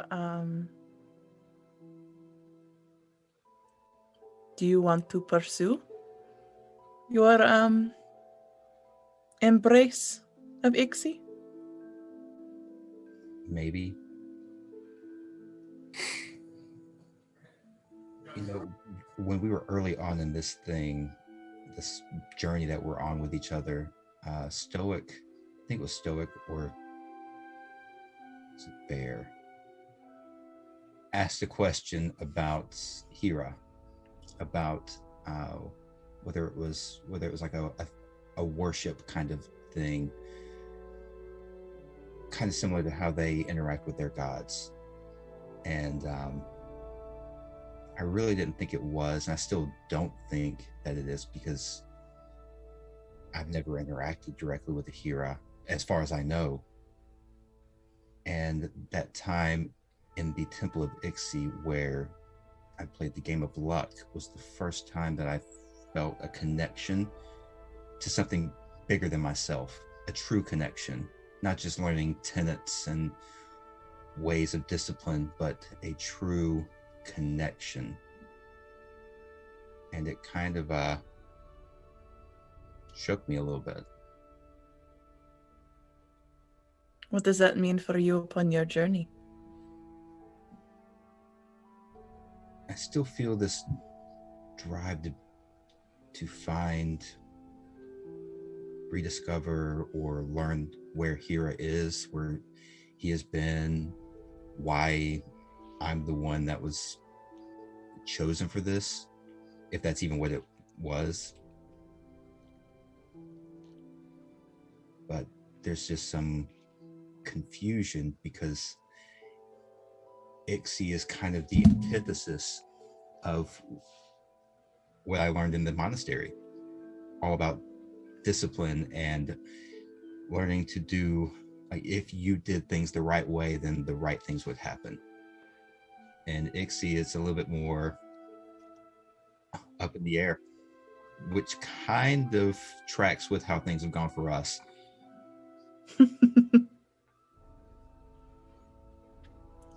I think it might be good for you to let go a little bit, allow a little chaos to reign, in a sense. I know that we say this as a team of chaotic individuals many days, but Looking over it easy, yes. But I was thinking back to your evening with Lady Entress and how her style of combat was very different than yours. She seemed to let the moment happen, as opposed to trying to hold some sort of rigid control over the circumstances. She seemed to always bend but never break. And I wonder if we must all learn to be better at bending without breaking. Kind of hold things with open hands. Yes. Instead of clenching so tightly. Perhaps. It is hard to let go, though. It is. You get so used to living with the things that you have lived with all your life. There's a certain level of comfort with that, a certain level of knowing. And I think there's just a threshold that's there that's a little scary to cross. Not sure if I'm ready to cross it yet. Very scary. Me neither. I had a very interesting conversation with Stoic the other night. And it kind of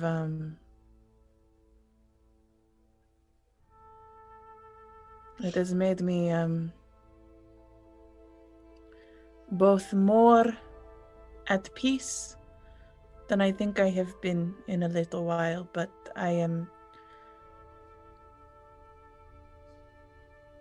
at a crossroads of sorts. How so? And I'm not sure which is the pathway to take.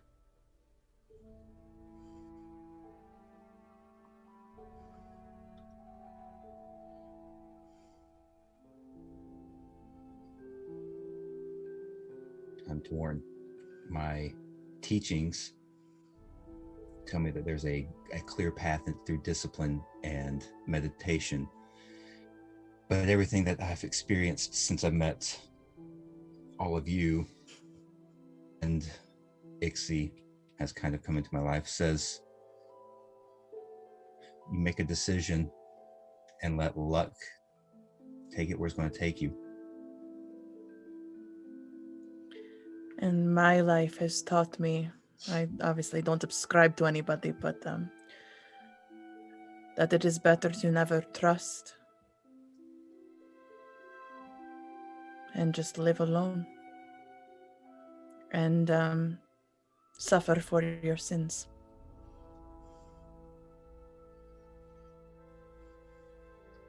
Still dealing with a lot of regret. I regret every day.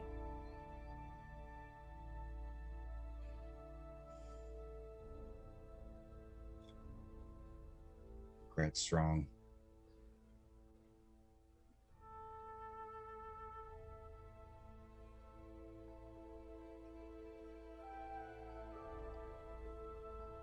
I will help you find your sister.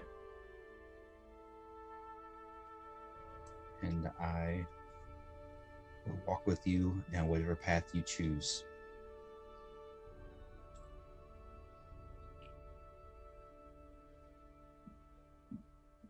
And reach out my hand. Take his The hand. camera.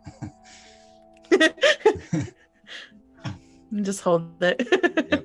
And just, I guess, sit for the rest of the watch.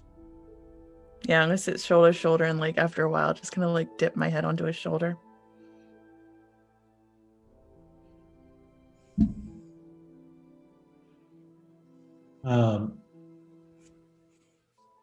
Okay. As you get closer to the end of your watch, as you get just the kind of slight bluish light of dawn starting to kind of get closer to being that kind of morning twilight, if you will.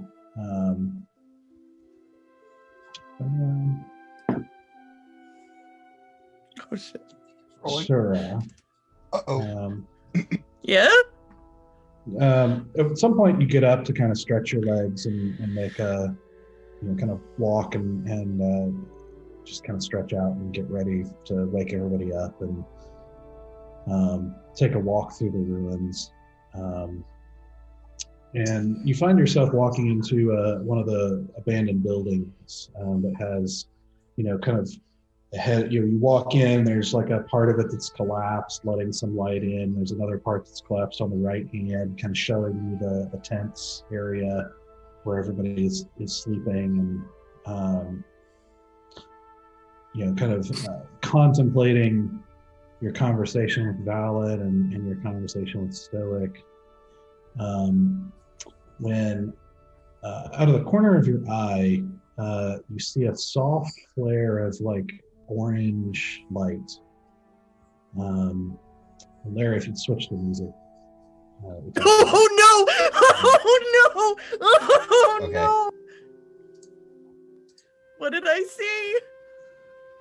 As you realize also that there is a sort of strange smell in this building that smells like a mix of tobacco, like a sweet sort of tobacco with something else that's bitter. And you're having trouble placing it. You feel like you recognize it, but it's like on the just out of the edges of memory. But as you see this out of the corner of your eye, this soft orange glow, you turn and see a man sitting behind you by the entrance where you walked in, on an old chair in front of an abandoned fireplace.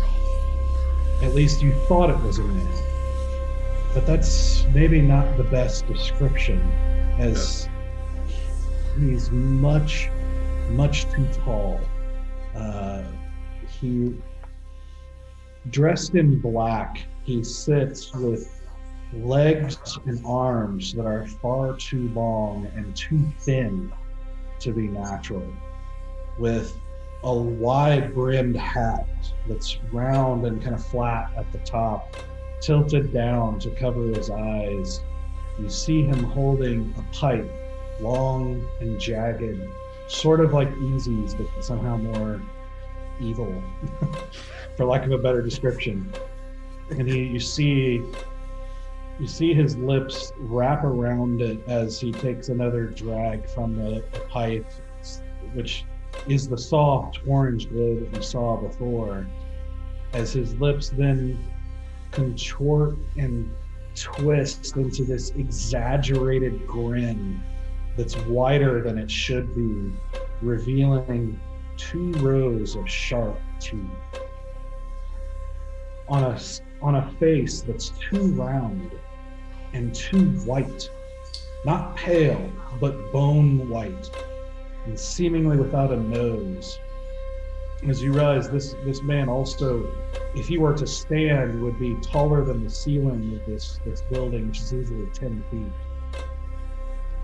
And as he widens into this grin, he exhales smoke through the gaps in the sharp rows of teeth. And he tilts his head to look up at you as he makes eye contact with you. You see sharp, pupilless, red glowing eyes. As he looks at you with this wide, exaggerated grin and kind of jerkily tilts his head to the side, he says, "The smiling man has a message for you." Oh, shit. Takes Shit, another fuck. long drag from his pipe.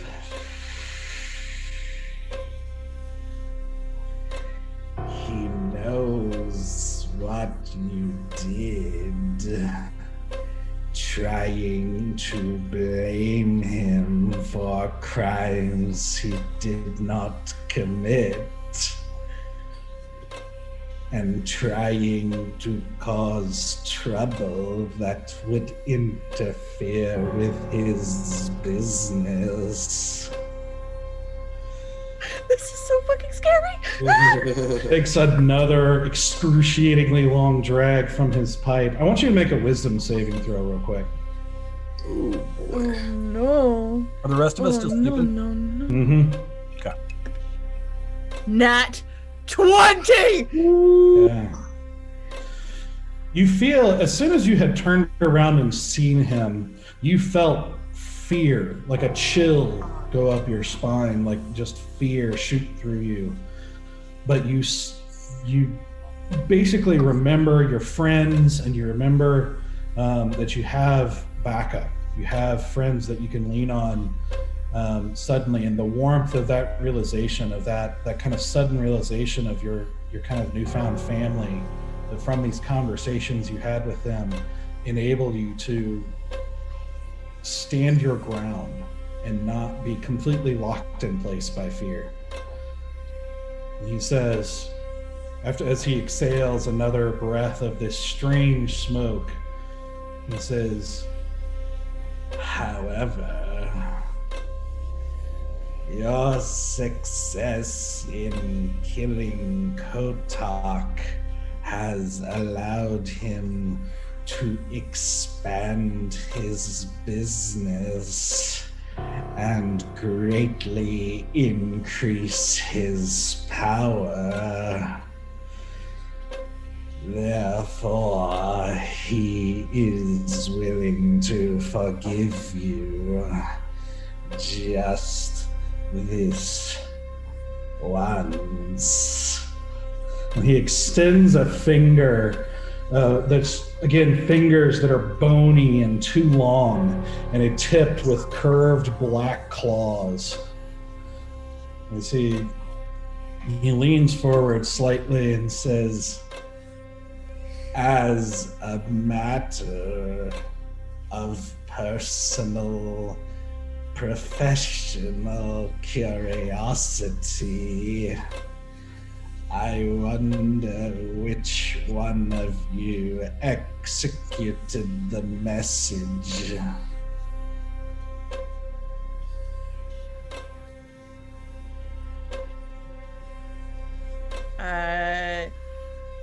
I'm going to put my hand on my invisible dagger.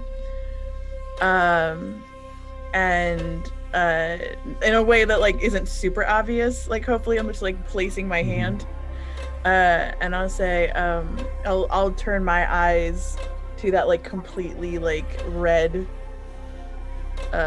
eyes, and I'm going to lean forward and say in infernal,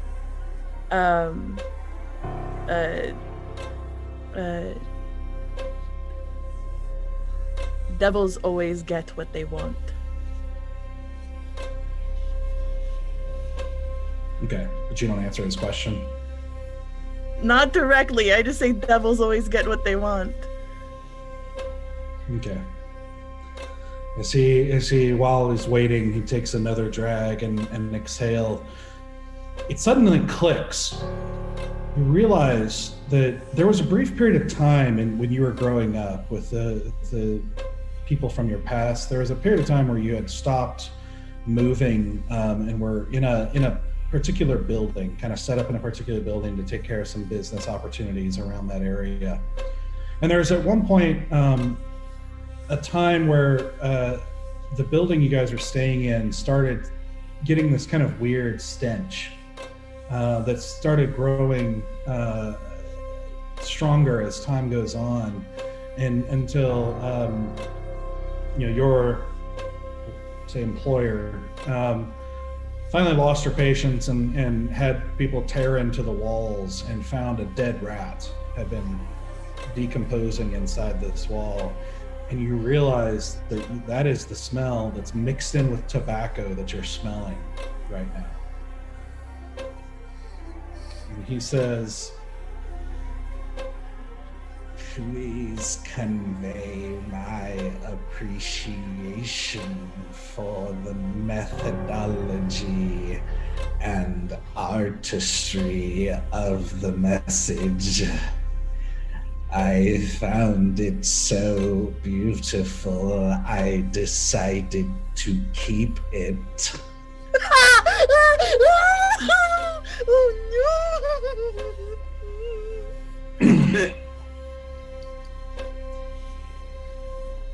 However, if you should ever find yourself interfering with the Smiling Man's business again, you will find that the Leather Hand is but children in comparison to what he can do to you. With that, he sort of leans back and reaches back to the door that's still kind of intact from the you entered through. He kind of stands up, and he doesn't really stand up because the ceiling is too low, but he kind of gets up in this kind of crouched position and slowly puts one leg back out the door and starts moving, still keeping eye contact. He starts just slowly moving backwards out the door, putting a hand on the door as he gets there, and says, be careful to remember how easy it was for us to find you. And he gestures over to the campsite and says, at your most vulnerable. As he pulls back, slowly pulling the door back, as you see it just slowly cover his face. As he pulls out, and you hear the door click as he exits the building, and you feel relief as you take a breath, seemingly for the first time since you saw him. And there's silence. Do I see him walking away? Mm-mm. Like he just disappeared? Make a perception check. Oh, that was not great. That is a 10. You see and hear nothing. After he disappears behind the door and closes, it's just silent. And he's gone. And that's where we're going to take a break. Oh, Nice. my heart. Oh, my heart. Oh. That was the Babadook. That was the That was the Babadook. Babadook. What the heck is he? I don't know, but that Babadook. really made me scared. That made me so scared. like the mouth. It's like the mouth of Sauron mixed. Yes, With, that's what it is. Yes. when you're saying it. I don't the mouth like of it. I Sauron. don't like it. Don't do that to me ever again. I don't like it. We're It's probably like gonna all- have to fight it eventually. Mm-hmm. With the way we Probably. handle things. Right. I know, right? Oh.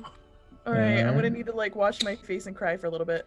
All Sorry. right, we'll take a short break, and then we'll come back to continue on in about 10 minutes or so. Sounds good.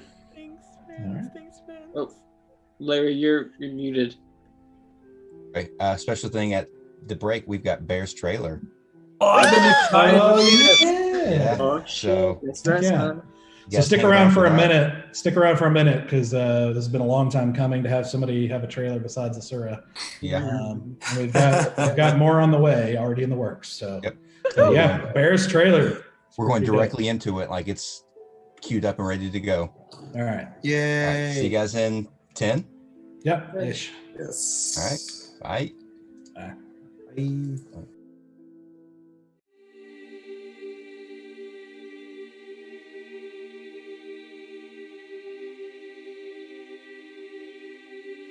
I wasn't born smart or talented. I wasn't born an adventurer. I didn't even want to leave home.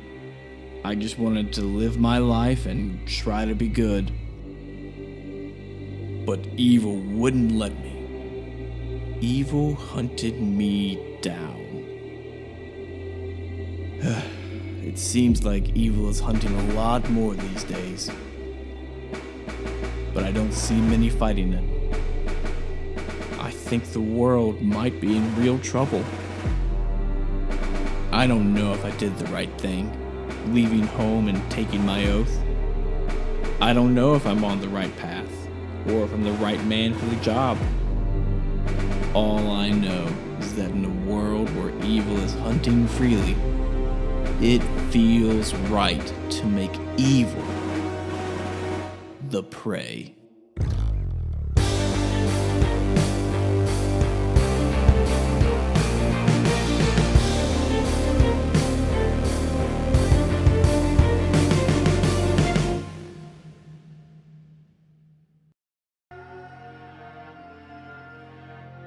I have learned to be invisible. Invisible to those who have something I need or want. Invisible to the guards. Invisible to my enemies. I have even accomplished something no thief before me has. I have become invisible to myself. For I cannot bear to look at my own reflection.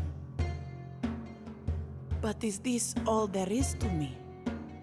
Is my invisibility simply matching the hollowness I feel inside? I have to know who I am. I have to know if redemption is possible. So I will use all my power to seek that which terrifies me the most. To truly be seen.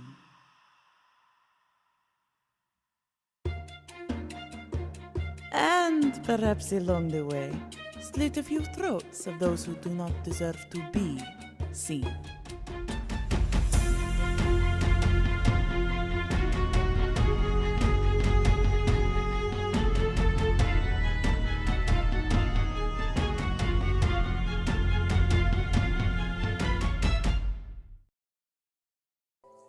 All right, welcome back.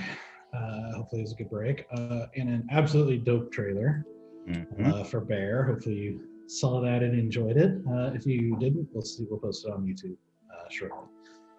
But freaking awesome.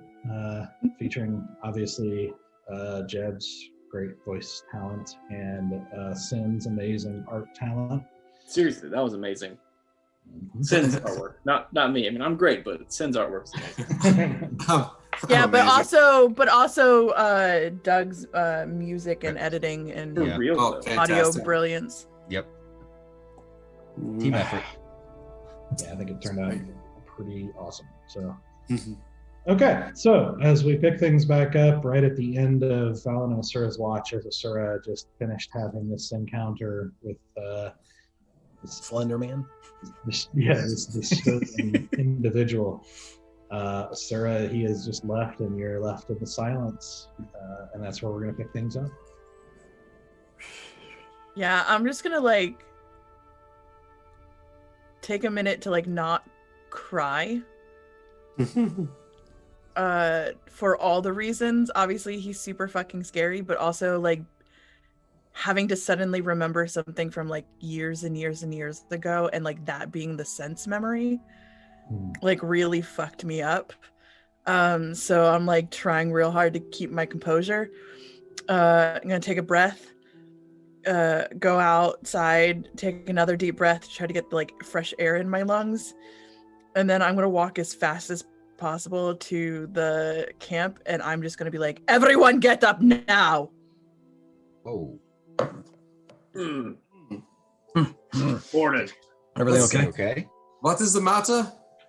And I'm gonna just describe in as much detail as I can who it was I saw in that building, as much as what they said and what they smelled like, and the fact that they now have the hands that I made, and just all of the gruesome, gory details from that experience. Can I do a history check? See if I can recall what that is. Is that accurate or no? Let's see. Lore about legendary people. Yeah, you can try. Okay, I'll see if I can remember the critter. Yeah. Can I take a shot? 15. It doesn't sound human. What? I was like, one thing I saw. That was not a human you saw. Yeah, it doesn't sound like any race or creature in particular that you've ever learned Interesting. Okay. This is puzzling me. Did Would it bring anything to mind for Stoic? Do what? Would it bring anything to mind for Stoic? Description? I mean, he smelled dead. Well, but he was I alive. know a lot about the undead. That's why. I guess you could try a religion check or something, see if there's something along those lines. It's a 10, but I actually think I have stuff to add to religion, surprisingly.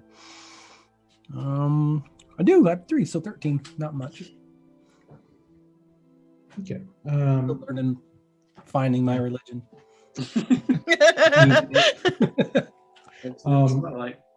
It doesn't sound human. Yeah, no, it's kind of hard to know for sure. You don't really know.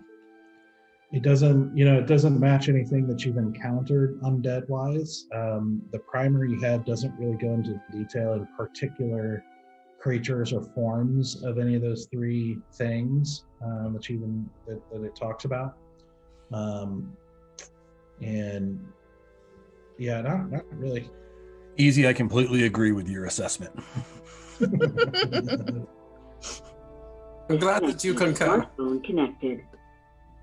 Oh, yes. Start. I am connected. Yes, we are all connected. Interconnected, if anything. We're all in this together. Next We are all here in this together. right now. Spooky part is it's unplugged. Yes. So Yeah, the call is all very important to us. We are certainly on somebody's radar, and that doesn't sound good. Yeah. He didn't touch you, did he, Asura? No, but his creepy little fingers went out and did this to me. Oh. Yeah, I don't like that. I did not like it either. I'm gonna check my trap. Just see if I find anything. I'll be right back. So we get rid of one snake, and another takes its place. A bigger snake But the nasty Obviously. snake.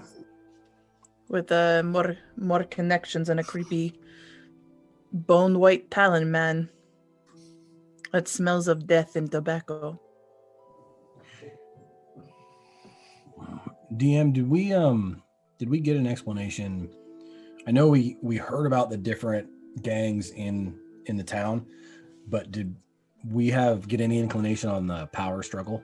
Like, was the leather hand the top dog, or are they all kind of equal? Or Well, when we got hired together, we were going after Darun, and Darun had smiling men people. Yep. yeah, I'm just wondering if we know, like, in the status of the city, if there's like a pecking order. Well, you knew. So from what I believe Colonel Oak told you back then, Yeah, because it was you way knew that there was the leather hand, the smiling man, and the little eye. the Sacred sacred face were the three big ones. With the smiling man and the leather hand were the top two. The sacred face is like number 3. Then you had smaller ones like the little eye and some other smaller gangs, but none of them that kind of held a candle to those two. those 3. The sacred face being worshippers of Mask, the god of thievery and assassination and other such things. You knew the smiling man was really powerful. You had seen one of his men at Goldfeather Bank when you visited. Remember that? Other than that, I don't think you've had any other direct encounters with them yet. You've just knew that they were there. Oh, and the keeper, I think, either mentioned them or it was kind of implied that obviously that there's going to be power grabs and struggles from the other organizations once the Leather Hand fell, because Kotak was a force, was a very clever guy who kept things in check for his organization. But once he's gone, it's going to be a struggle within the Leather Hand to see if anybody can take over. And then while that kind of perceived weakness is happening, the other organizations will obviously move in and try to take advantage of it as well. Okay. So that was one of the consequences. The key, one of the 3 pieces of info was that, like, the keeper gave you, was basically how that was going to, like, in a rough idea of how that could shake out with the underground.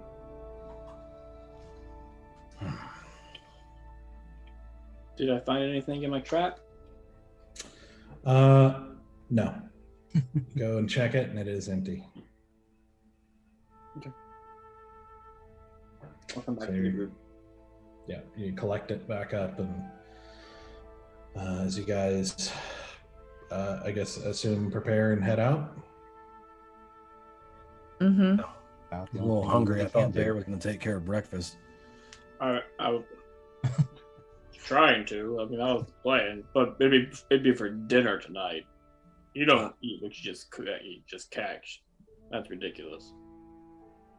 I can go maybe find us some food or something real quick. You're going to take some time to go hunting? It's up to everybody else. Do we want to go ahead and get on the road? No, We've got rations. Mhm. Maybe we can stop at the next town and buy some if we have to.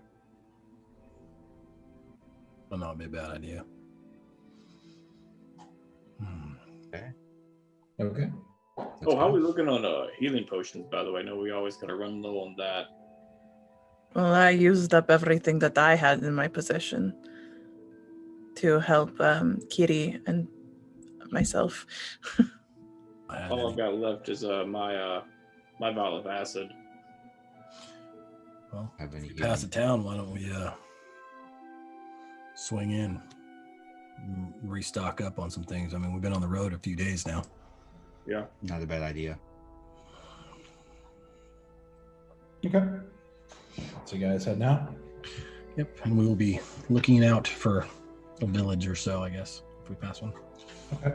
And I'm like really on edge around, like for that guy. Like I'm just really on edge. So I'm super like hyper, like darting my eyes to like every tree, every dark shadow. Like I am paranoid. Okay. Make a perception check. I will make a perception check. Okay. All right. That's 20 total. Okay. So you basically spend a lot of time like on this kind of hyper vigilance and looking, at everything and trying to watch your back and watch your front and your sides and like up and down and have a few moments of like your heart stopping for a moment as you see something and then realize it's some wildlife like a squirrel or a bird or something like that, or just trees making noise as the forest does. Which is still, even after, being in this land for a while, is still not something you're completely used to as you're not, the woods is just more noisy than the desert. It's just, there's more stuff to make noise. There's more creatures, there's more plant life and stuff settling and branches falling and wildlife making noise, bugs and everything else. It's just more alive. But you don't see any like overt indication of him or anything else that seems to be stalking or following you. Just super freaked out.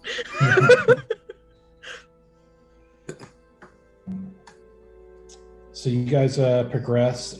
You do find a very small kind of mostly mud hut type village. About mid-afternoon, as you finally make your way through, and there's only maybe like 10 buildings. It's not very big at all, and you're able to find an individual who, kind of begrudgingly is willing to maybe trade some foodstuffs. You're just looking for food in general. I mean, I guess it's a bit of a stretch, but do they have any healing potions? No. Okay. About that, yeah. Yeah, I thought it was a stretch. No, he kind of looks at you like you're crazy and is like, basically makes a crack of like, do I look like a noble? That kind of thing. Ask if they have any fresh produce. Maybe some hardtack, something that'll last on the road. Do you have any kale? What was that? To green leaf. You mean lettuce? Yes, what I mean. Do you have lettuce? I might be able to wrestle some up. Oh, Stove. They got produce. They having carrots. Cabbages.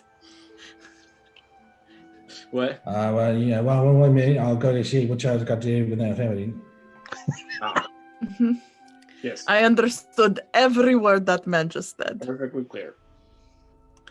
He he goes off and comes back, and he's able to procure like 3 heads of lettuce, a small bowl of berries, like just kind of wild berries of a couple different kinds that they've maybe gathered from the region around there. Some like tubers, a couple of tubers that are, and some roots that they use for eating that you're not even sure what they are, as well as a very small amount of dried salted meat. Maybe a couple pounds worth. That's about it. It's very kind of you, sir. That'll probably cost you. You get the impression they don't really. This is not a very well-off place, and they're kind of hesitant to trade with you at all. So you basically got to pay a little extra, but it's still just about 2 silvers. Sora, you got us covered, right?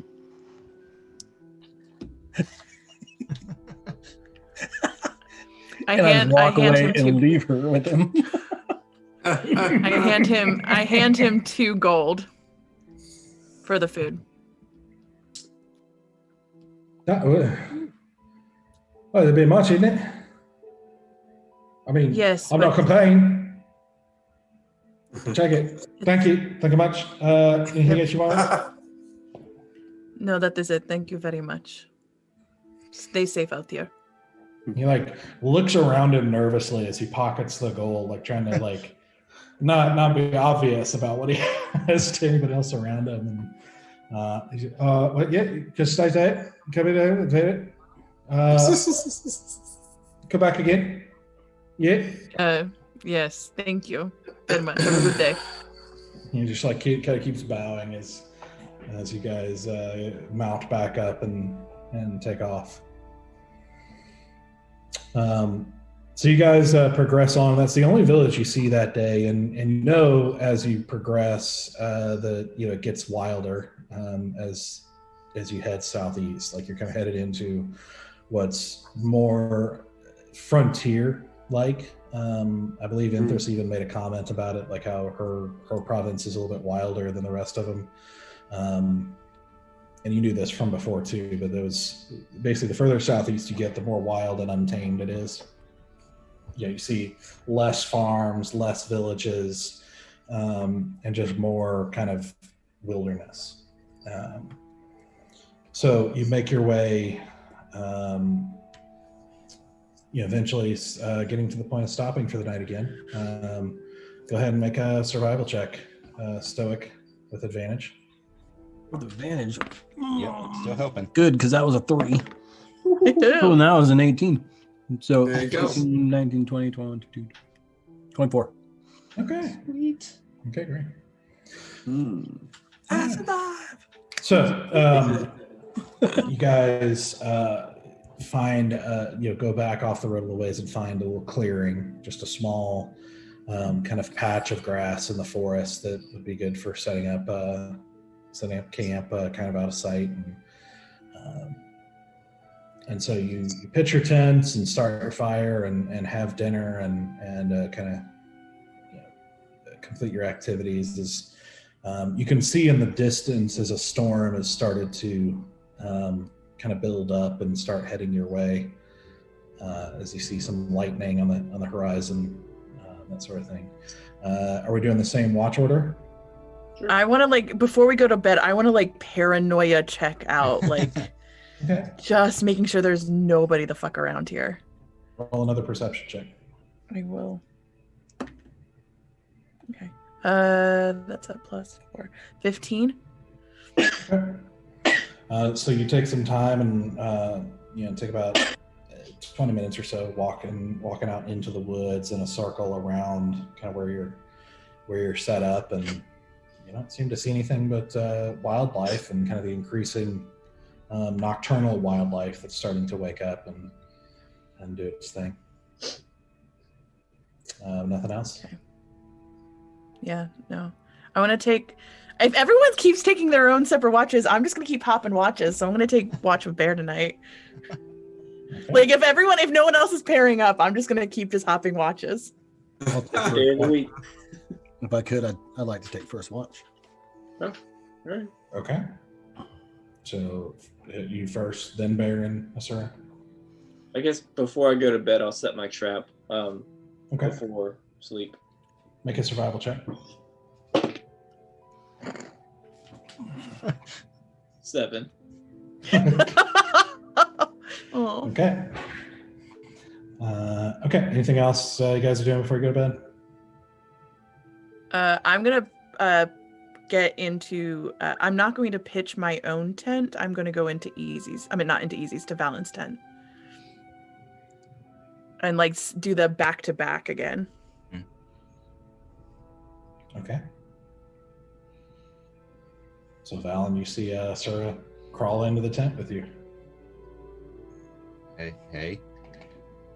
I didn't really ask last time, but you were really sick, so I was just kind of making sure that you were okay after the sickness. But can I bunk with you? Nothing inappropriate. Just I don't want to sleep by myself. Still spooked from yesterday. Mm-hmm. Okay.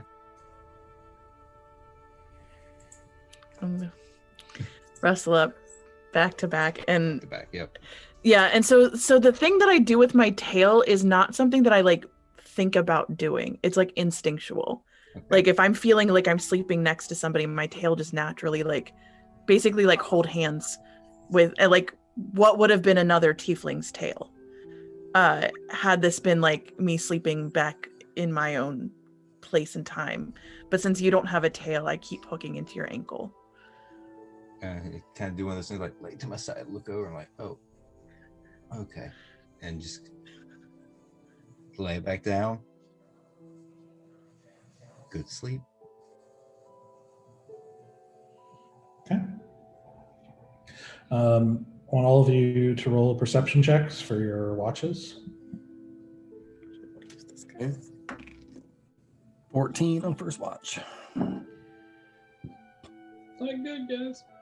10 for me on the last watch. All right. 16. Oh, thank you. Asura's just out here saving everyone's rolls. I did good the first 2 nights, but ooh, getting worse and worse. Lucky number 13. Okay. Valen, did you say yours? 10. Okay.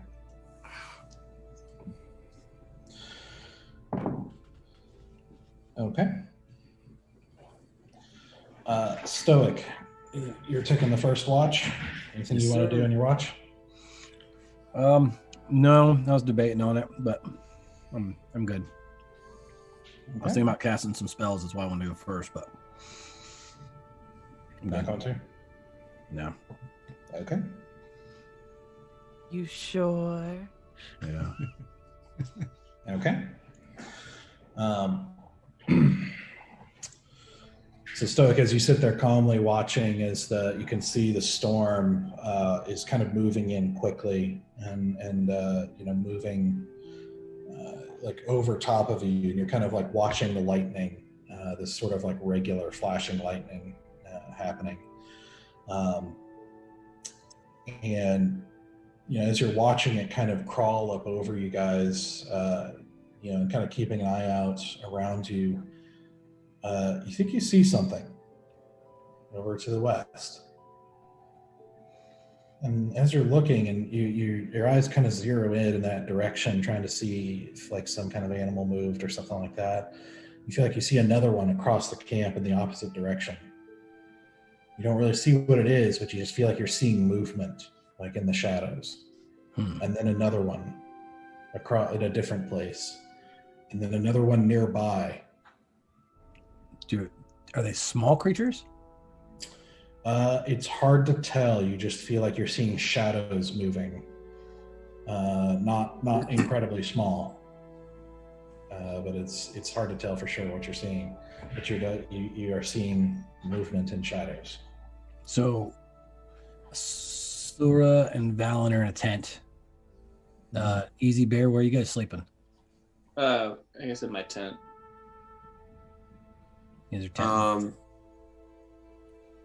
Yeah, I'm also like on just like I just didn't know if anybody was like sleeping out by the fire. I'm outside. I'm outside. I'm not in a tent. Okay, so then I'll wander over towards Easy and just kind of nudge him with my foot for a little bit of backup. Easy, get up. Get up. I need another set of eyes. What do you see, Stoic? I don't know. That's why I need another set of eyes. Easy, make a perception check. Easy, make Duly a perception noted. check. All right, perception for me. Yeah. Okay. With advantage, actually, for this. Ooh. Okay. Terrible rolls. I got a 10. Okay. As you wake up, kind of blurry and trying to wake up and your eyes adjusting and everything as you look out in the dark, you also see something move. You guys don't hear anything, but you're seeing movement.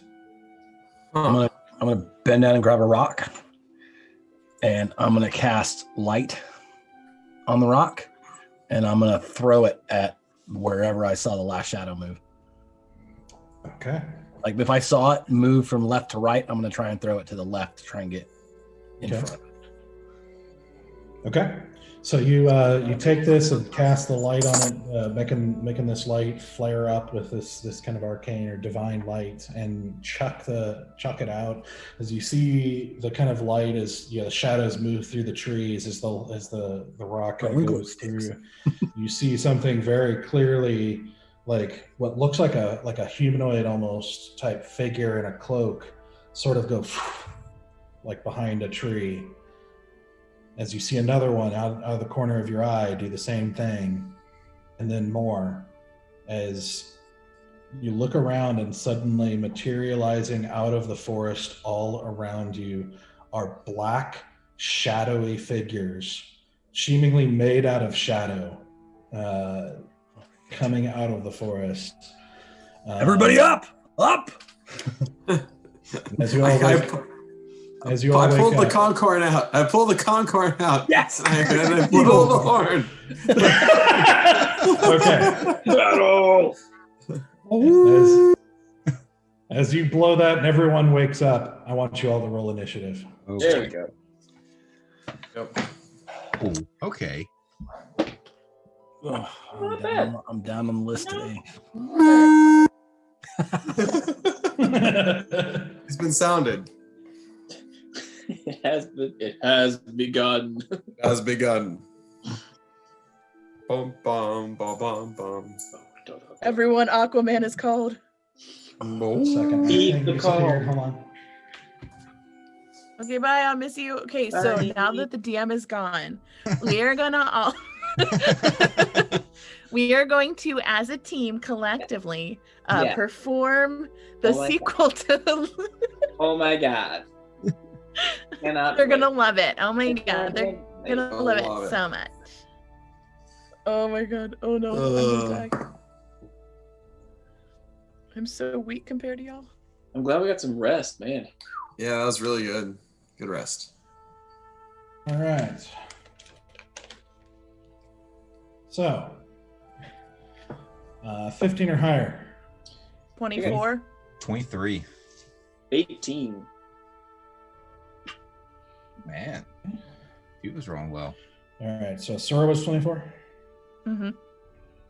Got that alert. Bear was 23. No, Valan was 23. Oh, Valan was 23. it was 18.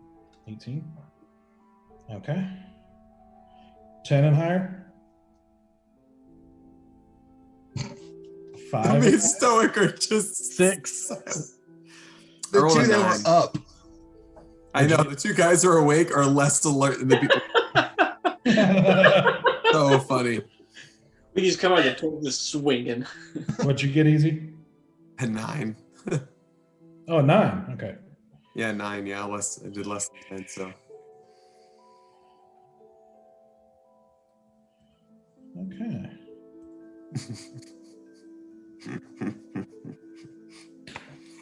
Oh man.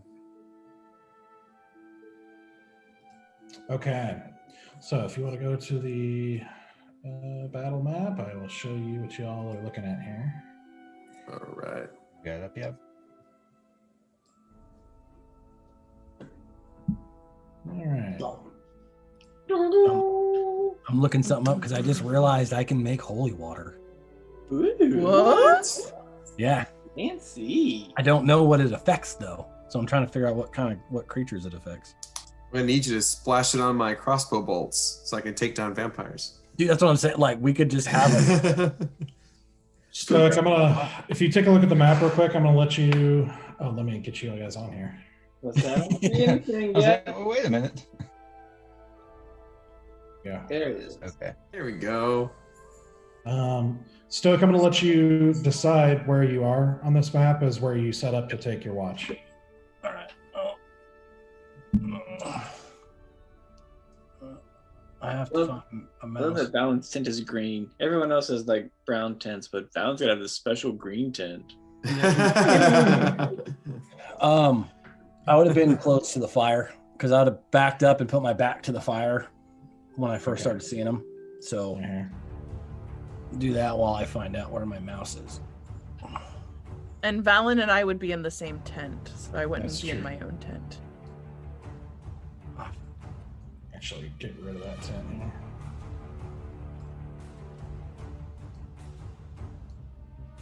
That's true.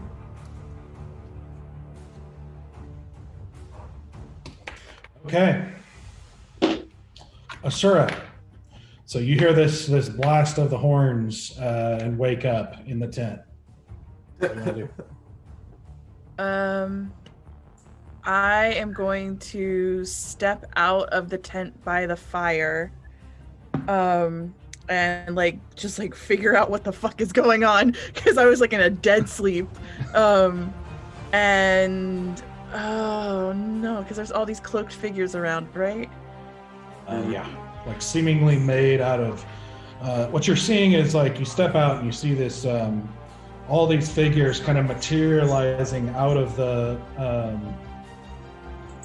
Sorry, there's something really loud happening right now. Materializing out of the forest, seemingly made of shadow and like this kind of smoky essence.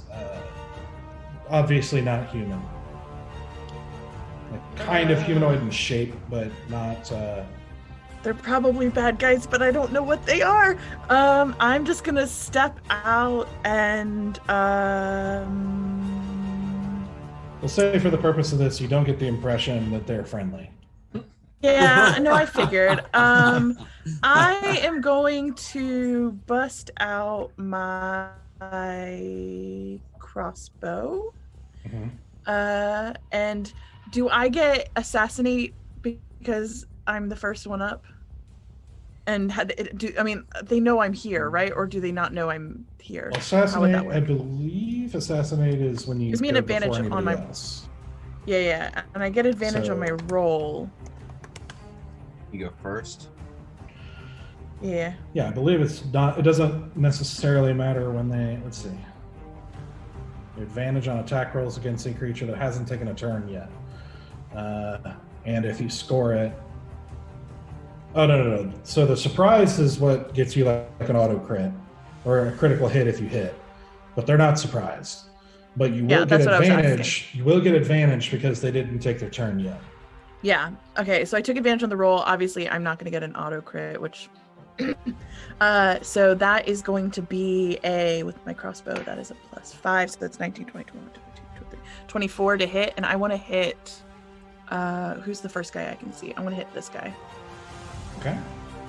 Roll your attack. I will, and that is going to be a 1d8 +2. So who's this guy?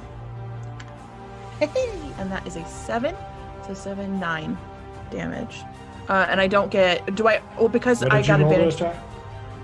To hit. Yeah. What did you roll your AC check? 24. It was a 19 +5, so whatever that is. Oh yeah. 24. Okay. That hits. Yeah. And 9 damage. You said. Yeah, and I didn't know if I also got my sneak attack because I had advantage on the roll. Yes. Okay, then that's gonna be a 3d6 as well. Hey, so that's gonna be 6 for 10, 13. 13. Yeah. So total 13 damage. No, not total 13. That was just my sneak attack 13. 13. So plus 9, so 22. Yep. Mhm. 22. Nice. All right. So as you step out and let loose your crossbow bolt, as it shoots through the air, you see the figure sort of like you hear this kind of whispering sound as it passes through it, and you see it kind of like react, but it doesn't seem to quite do as much damage as you would expect. Good to know. Okay. Anything else you want to do? And look, I still have a bonus action and movement. I'm gonna hide. All right. So I don't know where I can hide. Where can I hide? I guess I can hide back in the tent. Not really hiding because they know I'm here. Okay. So it's a 13 plus 8, 18, 19, 20, 21. 21. Okay. So just back in the tent. Yeah, I'm just gonna hide back in the tent. I'm just gonna go, dunk. Okay, bye. Just dive back in. Okay. Let's see. Valan, you're up. Let's see. Well, first I come out of the tent. And I probably don't like the situation that I see.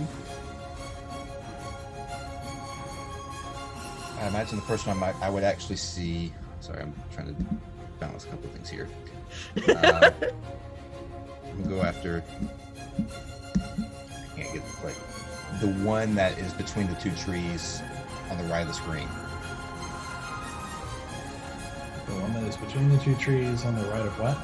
On the right of the screen. That one. Yep. Okay. I'm going to attack that. Okay. With the trusty old quarterstaff. 2 attacks. Alright, and that is an 18 and a 22 to hit. Both of them hit. Sweet. Wow. Like it's been a while since I've used my quarterstaff. Oh, nice. So one of those is 12 points of damage, and the other is 7. Okay, nice. 12 and 7, 19. So. I think I will just do an unarmed strike for my bonus action. Okay. So that's 23 to hit. That hits.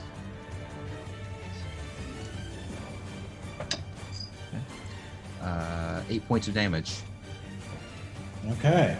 So as you let loose a flurry of successful attacks against it, you also get the impression that it's not doing as much damage as it normally would. However, after that last hit, you do see it sort of and disappear. Okay. Alright, that's my... Okay, it's gonna be my turn. I'm gonna stay right there. Shit.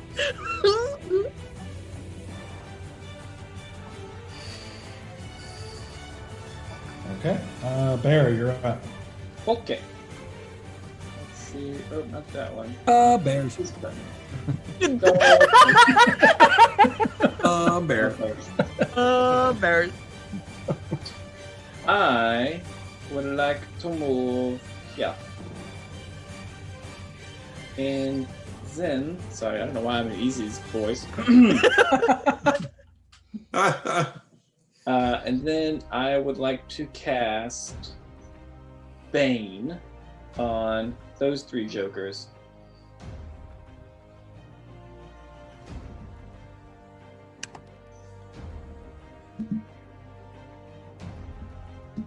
see. They have to make a charisma saving throw, and they have to beat a 14, or they roll a d4 subtracting.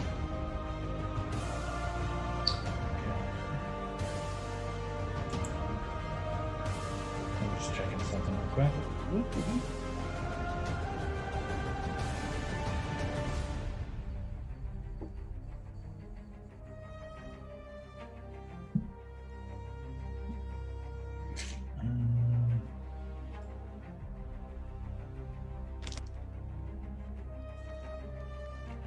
Okay. So charisma saving throw to beat what? 14? Yeah. Okay.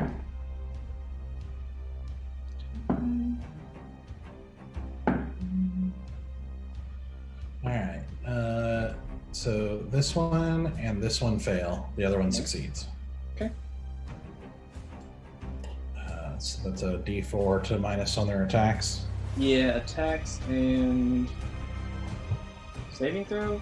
Yeah, attack roll and saving throw. Okay. Okay. And then I was just kind of like, I'll just like stand there, pull out my sable sword, and just say, "Y'all should leave. We don't want to do this." That's it. Easy, you're up. Okay. I'm gonna put I'm gonna take out a copper from my pocket, press it against my mind, put the shadow figure to my right here. Or I guess yeah, let's my right. Pull. See ya. This one right here. That Yeah, one? there. Okay. That one, and I'm gonna cast Detect Thoughts on it. And I initially learn the surface thoughts of the creature, as long as its intelligence is 3 or higher. Okay. And then, after I learn its initial thoughts, what's most on its mind in that moment. And I'm checking something here. Yeah. And then I could probe deeper, and then it has to make a wisdom saving throw after that. Do I actually, where I find even more information from it.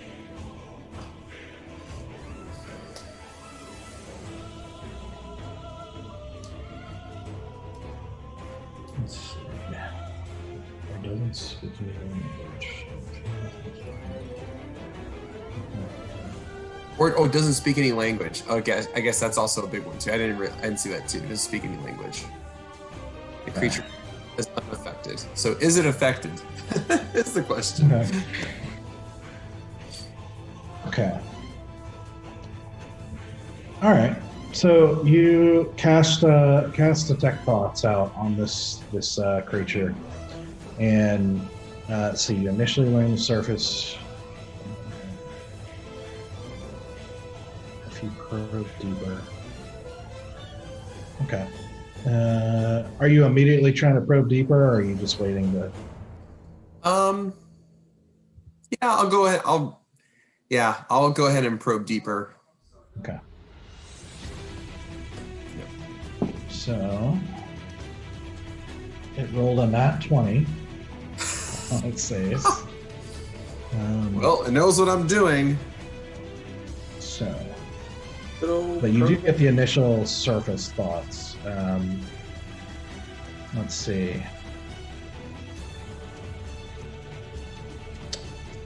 The initial surface thoughts of this is profound anger, profound hatred, and a singular focus on finding you and your group and killing them. That's about like everybody run into. As I get this, I turn I guess as a bonus action, just to say, they're out to kill us. I know what their intention is. I don't know why, but they want us dead. They're not nice. Yeah, that's nice. They're not nice. I should also throw in there, mixed in with all that, is agony. Agony. Interesting. Agony, so much Is it- more I can Is stand. it in common or is it in a different language possibly? Just curious. I mean, it's not really. You're getting surface thoughts, like emotions, basically. Not a Um, language. Got it. Like what is on its mind, not really like words. It's not communicating. If that makes sense. Gotcha. Okay. Okay. Nice. Okay. Either way, the target knows that your program is fine unless you shift your attention to your response.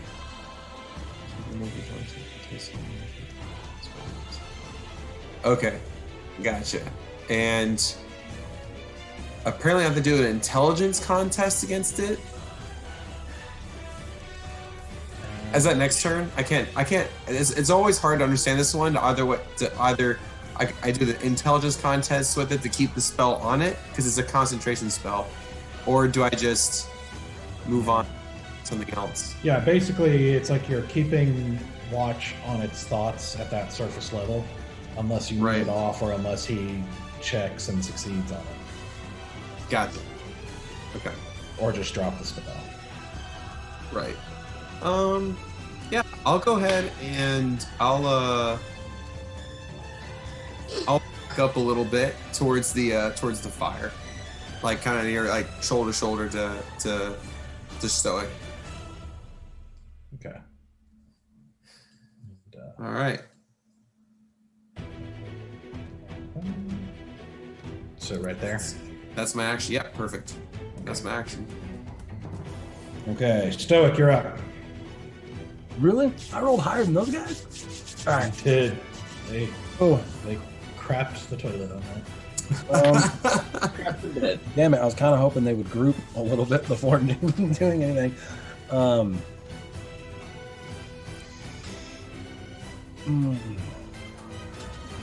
I will gently whisper to myself,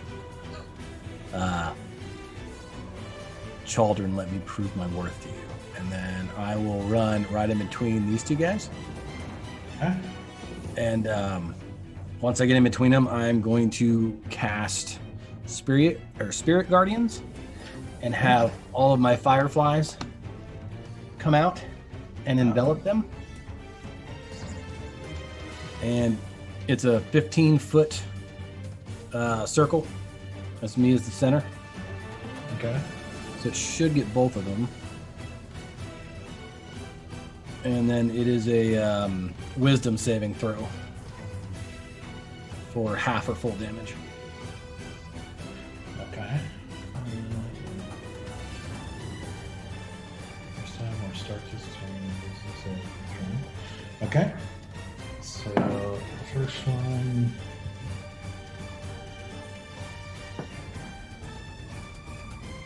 To beat what? 14. They both fail. Yes. All right. So that's 3d8. So that is 2, 7, so 9, and then 6. So 15 points of damage. 16, you said? 15. 15. Okay. But to both of them. And it's radiant damage. All the fireflies just swarming them. And Okay. Planet Earth turns slowly. I'd like to envision that all the fireflies kind of burst like bubbles, but like little mini explosions to where they just like pow, pow, pow, pow, pow, pow, pow. All right. Yeah, as you say this prayer, and these sort of like fireflies, but slightly more angelic. Start flying around you and slamming into these creatures. You see them sort of like get shoved to the side with this sort of weird whispering cry. They seem to be taking full effect on these Eat the light, you shadowy bastards. All right. There's so many songs you could sing at that point, Stoic. You go like, take my love, take my land, take me where I cannot stand. Blinded by the light. Lit up like a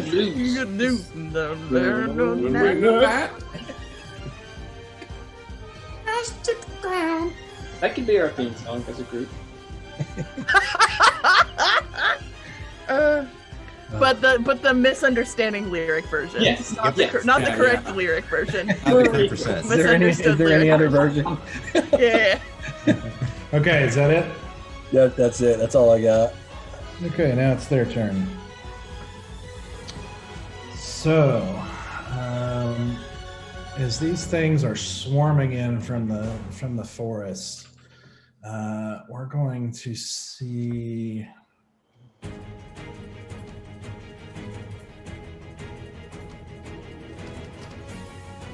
Okay, well, first of all, let's do these two right here are going to turn and attack Stoic.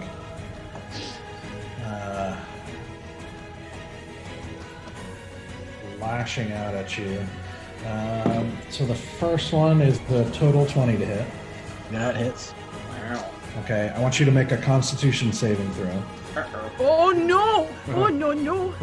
I'm okay with those. Let me get back to my stats here. Not when I roll a 7. So that's 11. Oh dear. Okay.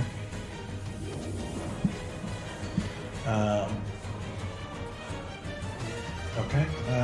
So you said that's an 11? Correct. Okay.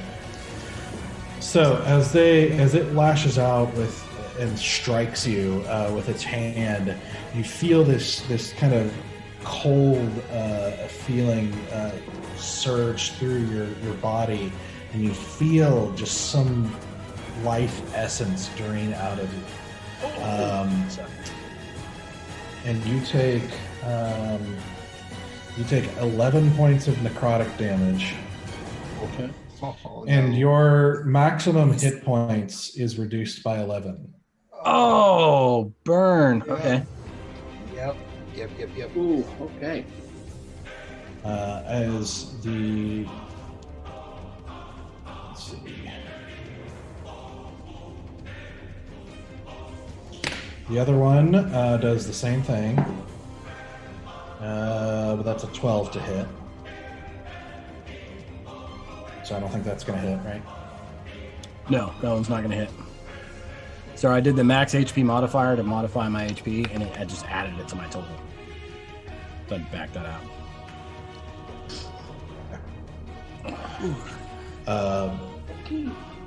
Okay.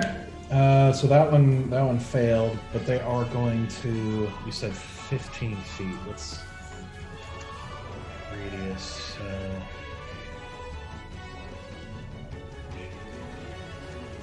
Let me draw real quick. I forgot to do this earlier. Right. Yeah, I was trying to read if they get it again when they exit, or if it's just if they start their turn again in it. Yeah, I'll look in a second. I believe it's if they end their turn in it, but I'll double check again. Yeah, it's when you first move into it.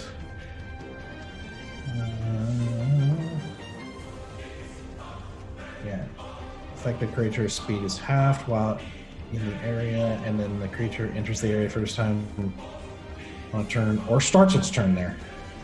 I didn't realize that, which they did. So, well, yeah, but the damage wasn't when I cast it. It's because they started their turn in it. So, well, it's when they first enter, which is when you cast it, and when they start their turn. Oh, dumb. yeah, and when they start their turn. So,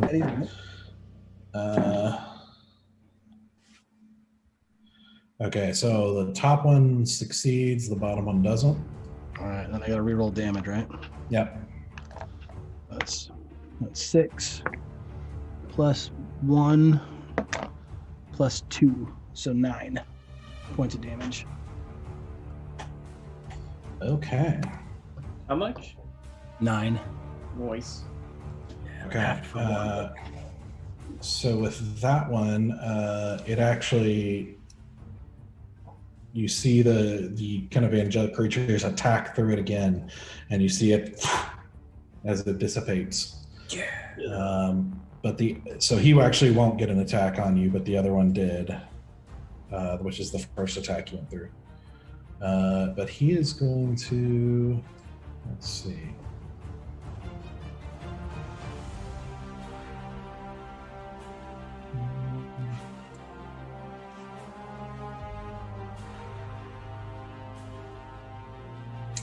Yeah, he's gonna move.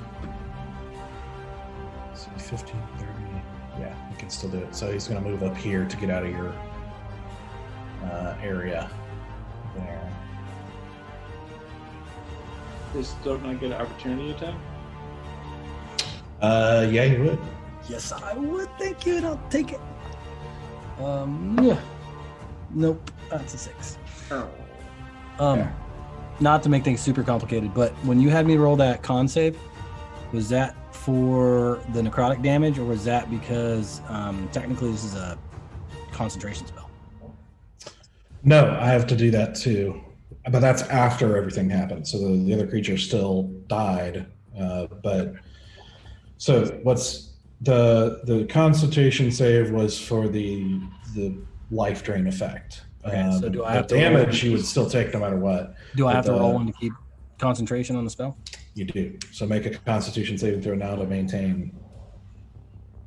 That's a 20.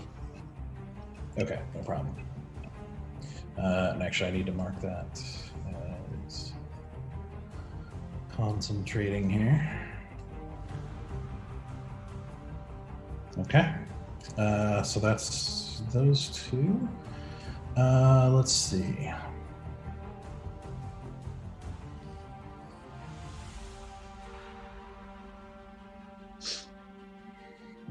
So this one is going to actually go here and basically duck into the tent, chasing Asura to make Oh, an he attack. isn't. No, he isn't.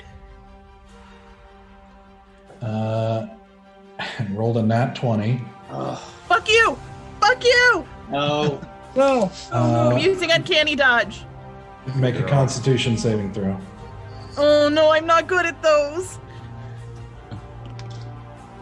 A 9. Oh no. Jeez. Okay. Okay. So. Oh no. Give me a second to calculate here. No, don't calculate. No calculating. We play because this is not math. We didn't decide we were all going to play Math the Gathering. We decided to play Dungeons and Dragons, gosh darn it. Where's the dragons? Where's the dungeons? Where's the dragons? Oh Oh man. no. Oh no. Don't kill me. Don't kill me with one hit. That's Come on now. Powerful. Okay. I'm so dead. So, with a so you take 30 points of necrotic damage. Oh. Halved? I uncanny dodged. Yes, I think. 30 is like your whole hit points, isn't it? It's more than my hit points. I only have 28 flippin' hit points. I'm a weak little sucker. Oh wait, and wait, you did pitch in for the diamond to bring people back?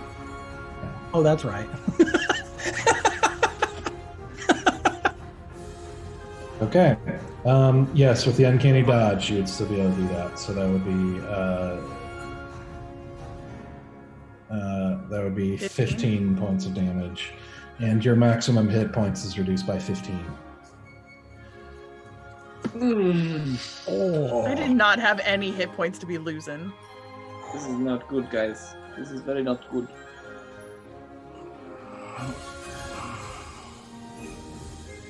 Still what? You can What? get in there. All right, how's that work for you, Asura? Because What do you mean? your max hit points are dropped by 15. Uh-huh. So So I've got did 13 out of 15 hit points right now. Yeah, she just can't. If I heal her, she won't go back. Oh. up. Yeah. So Yeah. I can't get more than 15 hit points right now. 15, I mean, half of one. 13, No, 15. 13 points. 13 hit points. Yeah, and she took 15, so it's but yeah, it'd be she has 13 of 13 hit points now. That's basically how it works. Okay, gotcha. I was doing it in addition to. Great start. Good first round, guys. Love it, love it, love it. It's so much fun. So this one up here is moving to bear, Okay, and bring it attacking bear. Yep. Rolling that one. Oh, that doesn't hit. That does not hit. So Okay. Why good am I balance always to the nat thinking- 20. So he goes up and takes a swipe, and you just kind of casually step out of the way. I can't even subtract from that one. Oh no, he succeeded. This one is also rushing forward to take a swipe at you. Okay. Minus 1d4, right? Yep. Okay. 14 to hit. Nope. Okay. Ooh, that was close. You're able to basically narrowly dodge that one as you feel the cold as it reaches out and swipes at you with kind of a clawed hand, as it's kind of moving with this sort of whispery motion and noise. They're not crying out or talking or saying anything. You just hear this, this weird whispering sound. Okay. Nice. Let's see. This one is going after Easy. And that is a total 20 to hit. So make a Constitution saving throw.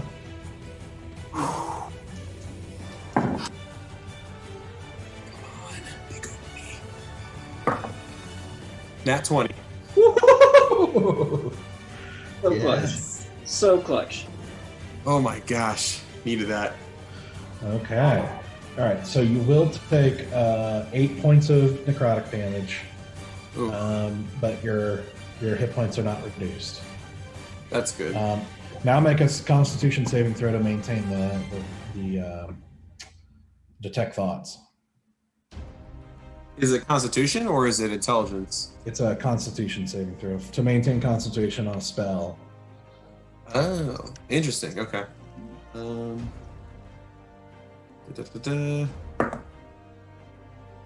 Wow, I'm rolling good now. 23. Okay. Yep, you're able to take the hit and manage to not dodge it just enough to not take the full brunt of the attack and kind of shrug off the life draining attack while also maintaining concentration on your spell. So yeah, that's him, and then the last one down here is also going to attack Easy. Ugh. It's cocked. That's a 21 to hit. Yep, it hits. So make another Constitution saving throw. Another nat 20. No. Really? I get you. I get you that. I legitimately threw it across the board and it hit across 4 walls before it rolled back again. You are never Placement. rolling digitally again. Never Okay. again. Yeah, I think I'm gonna only roll this one pair of dice. I have like 4 d20s. I've been rolling this one. Okay. You are still going to take 8 points of necrotic damage, but again, able to shrug off that life drain effect and make one more Constitution saving throw for concentration. Holy smokes. All right, here we go. 17. Okay, no problem.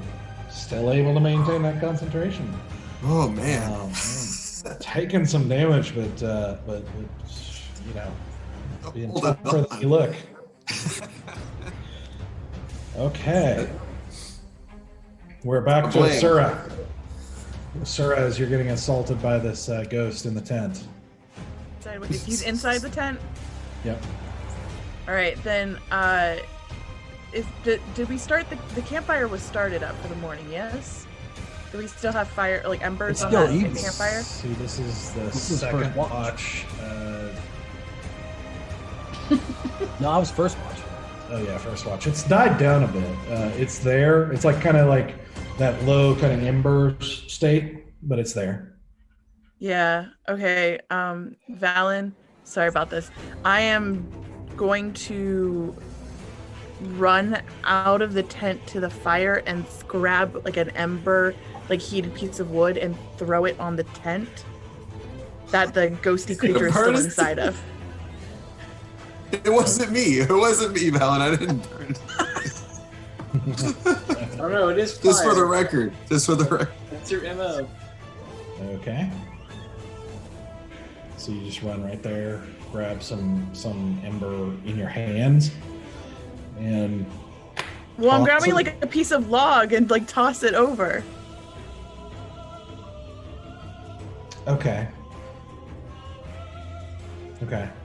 Yeah, I'd say that's fair.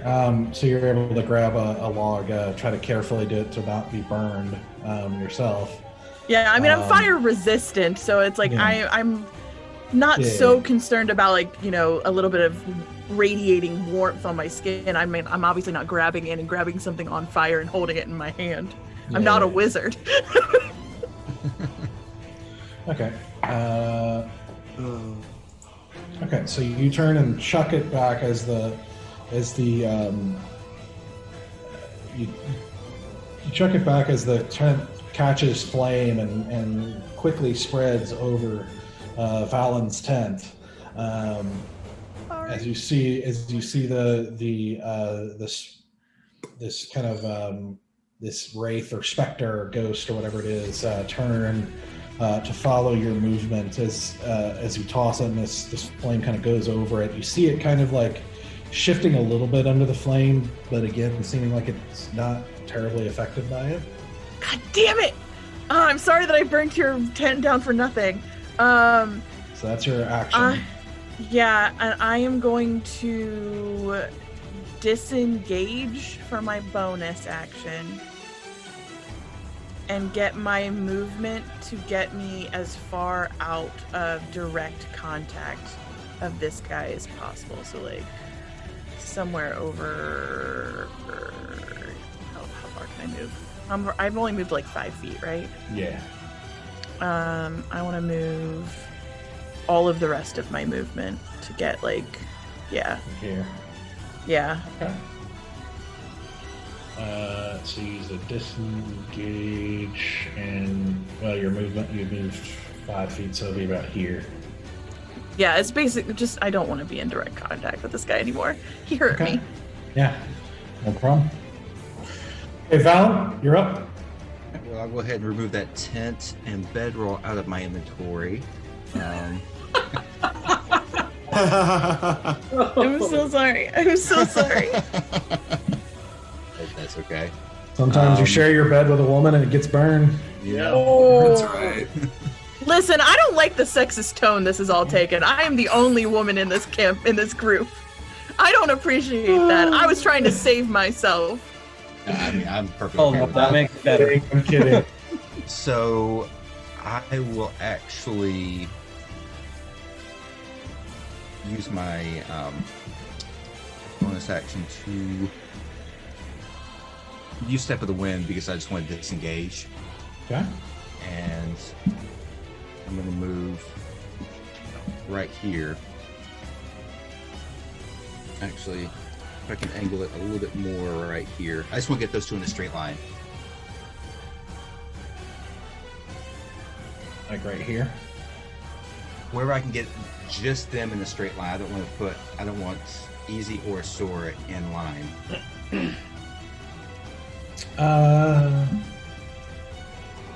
Like, oh, you're talking about right here. Yes. Okay. And I'm Your going Step of the Wind is your disengage. Yeah, I'm using it as disengage. Sure. And I'm going to use that wind fan to do gust of wind. Woo-hoo-hoo.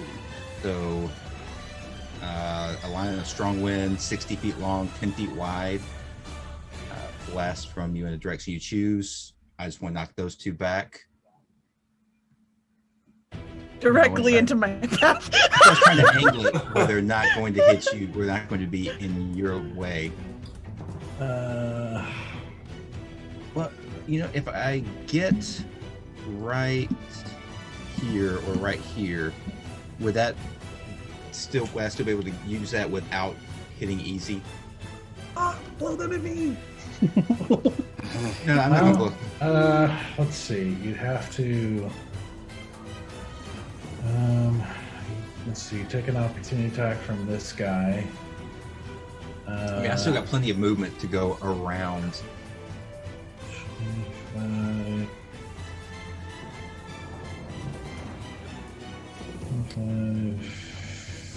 40, 50.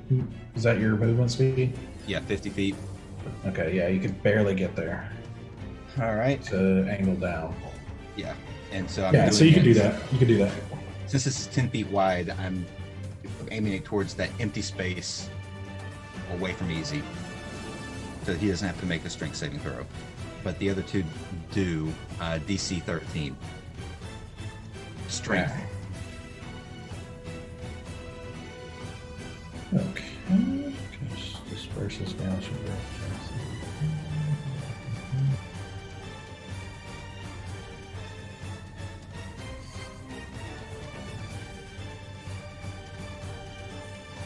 Okay. So moves him 15. Okay. So strength saving throw. The first one, the front, the one closest to,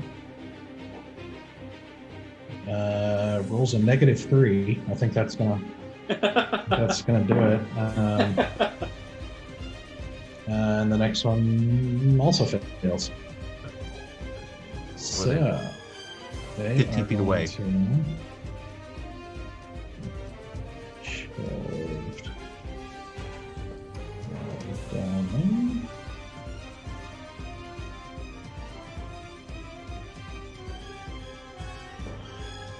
So as you come whipping around the tents, ducking and dodging through and coming around, you flip out this new fan and cast it, whipping it out, and you guys see this as this large gust of wind suddenly projects out of Valan's new fan, sending the two kind of wraithly creatures backwards 15 feet away from easy.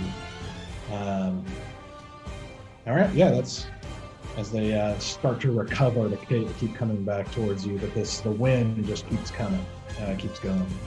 Nice. In that That path. was everything.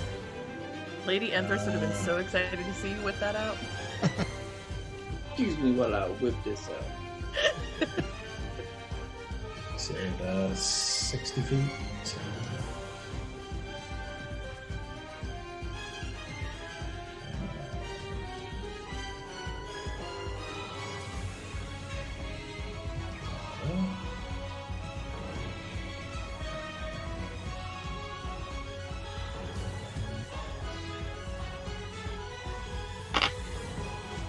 So it's roughly like that happening right now. Okay. Very nice. Okay, so Bear, you're up. Okay. With all my fury, I'm going to take my sable sword and attack the non-banged one. For 19. That hits. Okay.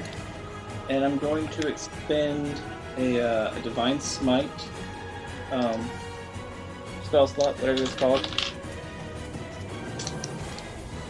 for 24 points of damage. All right. Nice. Yes! Wow. A lot of damage. of that divine smite. Okay. Bread and butter paladins. Mm-hmm.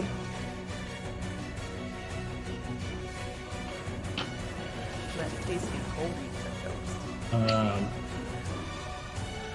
And is he still standing? Because I was hoping that would get rid of him.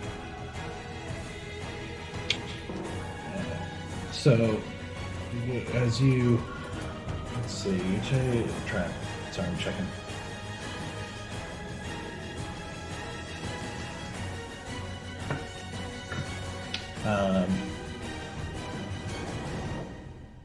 No, he is. Okay. As you take that strike and hit him with this sable blade, you see it react to this sable blade.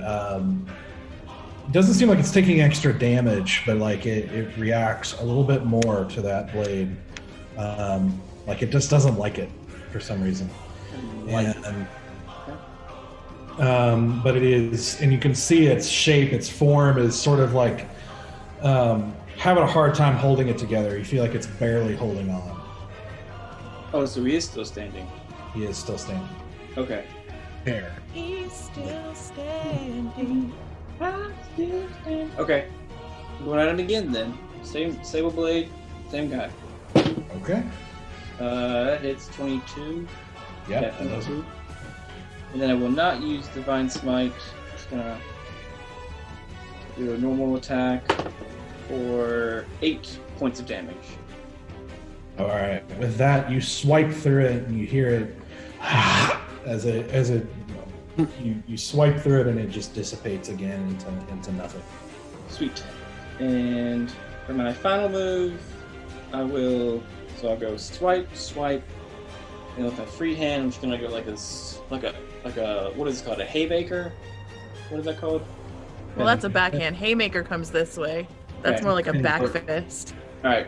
Maker like comes like over top almost. Yeah. Gotcha. I'm gonna do the backhand to the Baned guy for 22 to hit. It's called a pimp slap. Yep, that hits. Is it? Anyway. way of the open fist. About a pimp slap a ghost. Pimp slap a ghost. I'm gonna tell him who to respect. That's Hey, Don't Bree. press this hand and guide it to correct this hoe. No. It's the oath of pimp slap. Oath of respect. So yeah, I'll just pimp slap. Okay. What's that hits? So what's the damage? This is 4. 4. Oath of where my money at. Where my You money? better have my money. Where my money? That's an oath a Sura would take. Oath of respect. Oath of where's my money. My money. Ghost. So as you reach out to backhand it, and your hand kind of passes through, you feel like this strange resistance as your hand passes through it, and you just feel this like unnatural ice cold as your hand passes through.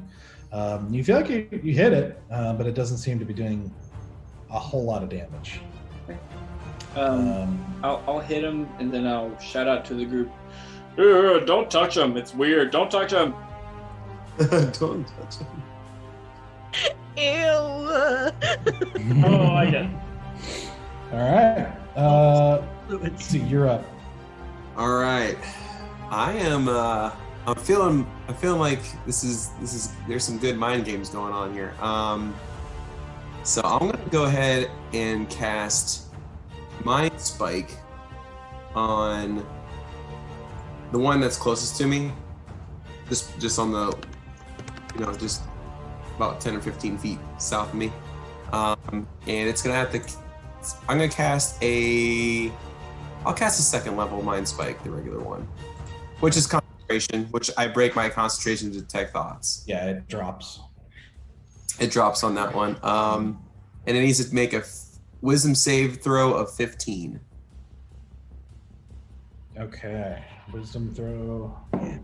You got a higher save than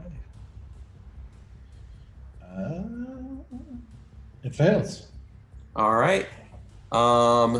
So I know the target's location until the spell ends, but only while the two of you are on the same plane of existence. So I just know where it's at, but it takes full damage. It takes 3d8s of psychic damage. Ooh.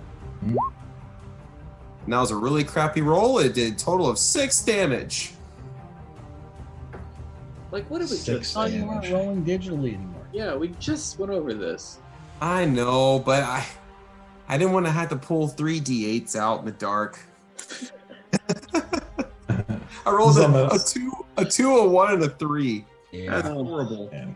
That is horrible. I won't even tell you the number of d6s that I've got just sitting around waiting. Let me see what it would have been. What it would have Don't do been. this to yourself.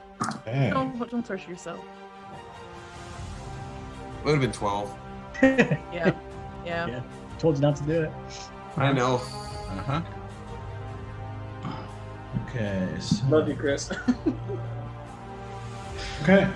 So you drop that other spell and then reach out with your mind, sending what's essentially like a mental javelin through the air. I do like a headbutt.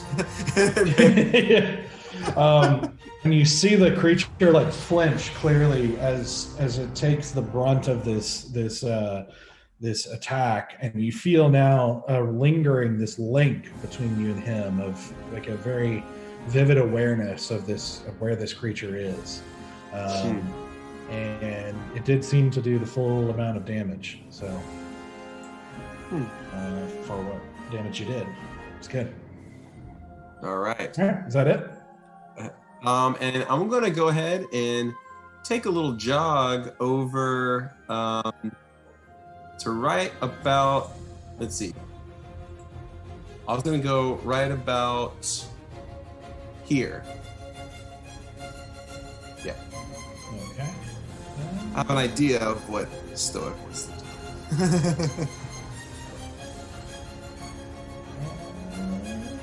Into the light, easy. You will not be harmed. I want to get in his sphere of influence. Yeah, I think. Let's see. You could move down and try to like jump over the tent or something. But if you I'll do a jump over the tent. Yeah, acrobatics. Yeah, make an acrobatics check. Yeah. All right, rolling my real dice this time. There you go. All right, acrobatics. What do I have for that one? All right, Okay. That was a 12. Pretty works. Okay. Yeah. So maybe not the most graceful thing, but you do manage to kind of like get like tuck both legs up as you jump over, kind of scraping the top of the tent. I'm running in lanky robes. legs. Yeah. I'm in robes. Lift your robes up as you jump. Right. Go over the tent. Okay. You there? Is that it? That's it. Okay. Stoic. I'm just gonna be like, be bathed in the light of Chaldron, and I will. Suddenly hearing Owl City in my head, I'm gonna like Star-Lord the shit out of this, and like move towards easy to the fucking music with my with my fireflies all going around me. And I want to move within touching range of easy, but further up because I think that'll get both of them inside the circle. You follow me if I'm just a little to the north of him? Touching range.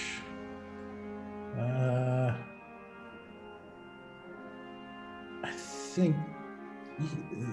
Yeah. Well, yeah. That's not all my movement. I just want to touch him as I walk by because I would like to, as my action, cast Cure Wounds on easy. Nice. Okay. As I walk to get both of those creatures in range of Chaldron's blessed light. So, and then they've got to make the DC save of 14 for wisdom. And then let's see, easy, it's 1d8 plus 3. 7, 8, 9. That is 10 points of healing to you, sir. Yay! Ooh. Okay, so you Angles. said wisdom saving throw of what? 14 is the DC.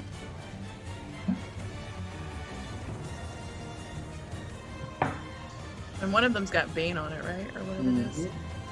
Show does. Yes. So,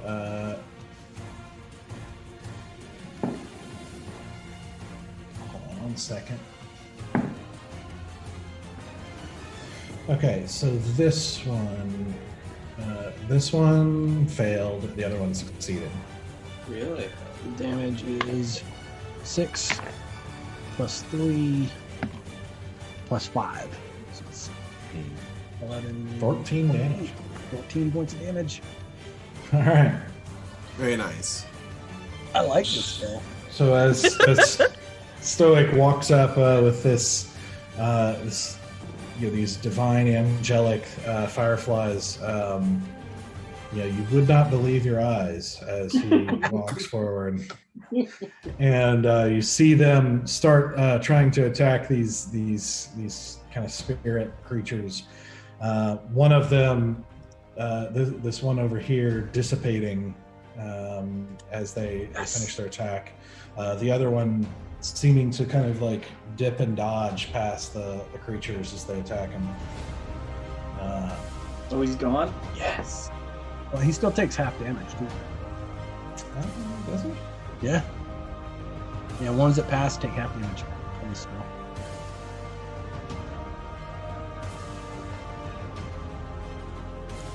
Oh yeah, you're right. Level 3 spell, baby. 7 damage, right? The. Okay.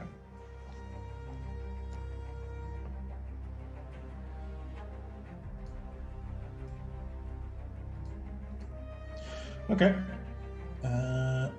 So that's your turn. That's my turn. Okay. So now it's their turn.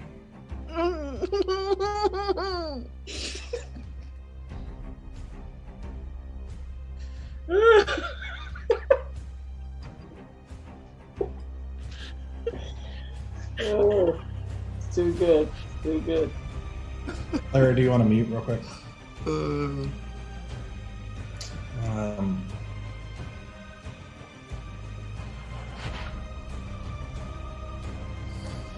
So he's gonna do him first. He's gonna do against Bear another attack here. So that's gonna be a 15 to hit. Nope. Okay. Let's see.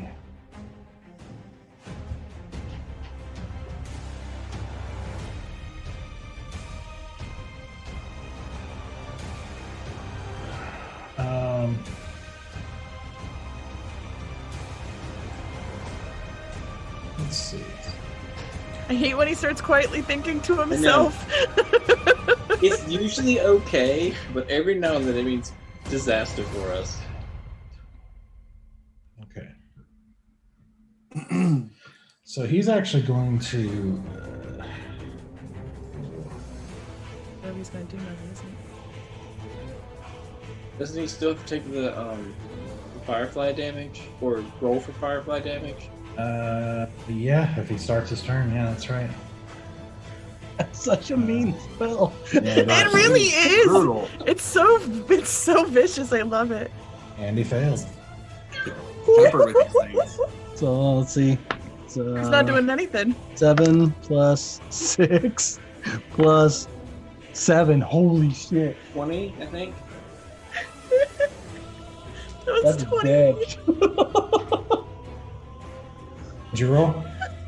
I rolled 20. 20. For damage. 20 points of holy cow. Firefly damn. damage. Firefly damage. Firefly. That's what it's called now. So as these angelic fireflies slam into it again, you see it dissipate. Go.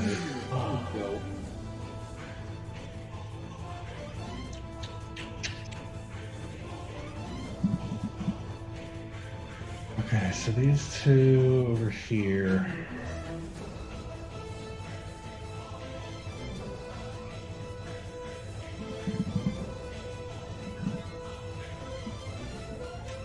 Getting blasted in the face. Magical hairdryer.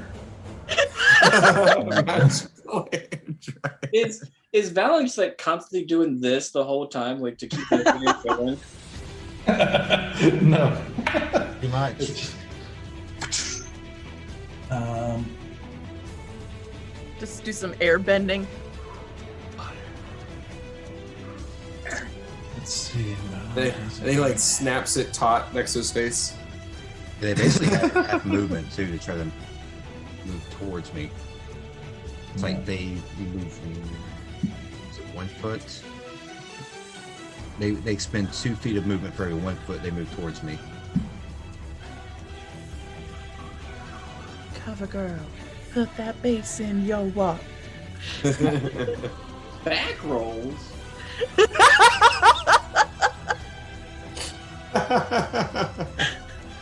Jeff, I love you so much. Okay. Oh man. Okay, so these guys, as they're getting blown backward here, and Valan, you haven't taken any damage yet, right? Mm-mm. Yeah, I don't think they're gonna.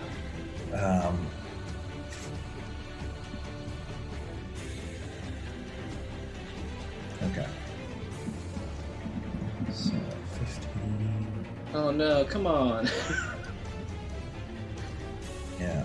So this one No. moves over here and then up, Oh, swirling out of the wind, and then up towards perceived weakness. Nashira is going to make an attack. That is 14 to hit. God damn it. Oh, Uncanny dodge. no. Okay. Oh. Listen, my armor class is only a 13, y'all. I'm really weak, Yeah. and I don't have many hit points. Now that Easy's got his fancy thing, he's doing better, but I'm still You a got weak Easy. little child. Okay. Something. Yeah. AC boost. Yep. You. How many hit points do you have, Asura? I have 13. Uh, Uncanny dodge halves whatever you've rolled, but It's true. Lord knows what that means. Yeah, so you're going to take 6 points of necrotic damage. Oh, so it would have been 12. Would have been 13. Oh, shit. oh, oh. I'm gonna knock her out. Oh dear. I'm still up. I'm not dead yet. As you feel again, make a Constitution saving throw. Oh, come on. 14. 14. That's enough. So don't take any reduced hit points. Good, because I only have 13 of them. Yeah, but you definitely take that. And this last one down here, No, he doesn't. going to shift out and attack. No, he isn't. Okay. But he enters the circle. Yes. Yes, he does. Come on, Firefly. So go ahead and let's see. He is going to fail. So might roll Yes. it Kill him. 3, and 6. 12. So 15. Wait. No, Nice. 12. sorry, it's upside. The 6 is upside down. I thought it was a 9.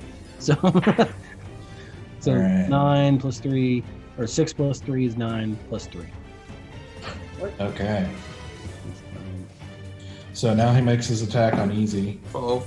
Shit. And that is 15 to hit. That hits. No. Just close enough. Okay. That's Constitution save. 12 points of damage. Ooh. Woof. And make a Constitution saving throw. Ah! Yeah. No. 23. Save. Managing to save again. Yes. That's another one for your concentration. Oh, man. Okay. 16. Okay, yeah, that's good enough. So you're able to maintain concentration as well. Yay! All right. Wait, how much damage did I take? You took 10? What was it? 10. I couldn't remember. I messed up my dice here. Does anybody else remember? I thought you said 13. I think that's what I said. Oh, 13? Okay. I thought I knew it was a double digit. I couldn't remember what it was. I want to say 13, so we're going to say 13. I say that Constitution save. Bad. Yeah. Okay. So that is their turn. We're back to Asura.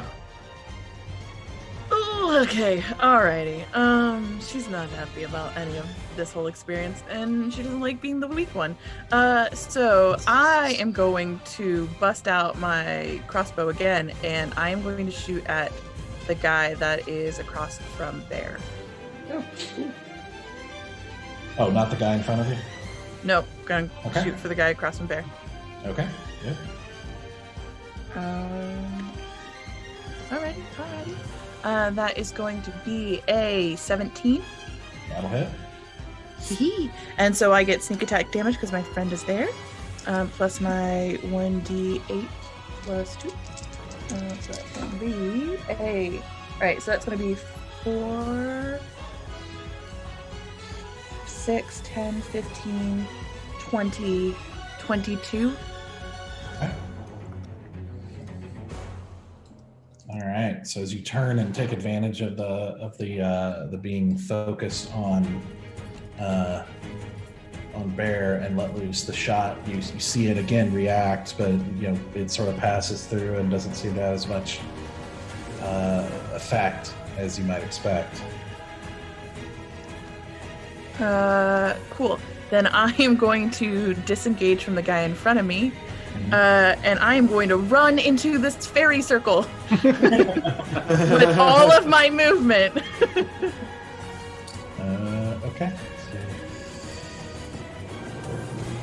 Put you right there, right in range of the other guy here. Okay. Is there a way that I can do it and not get directly in range?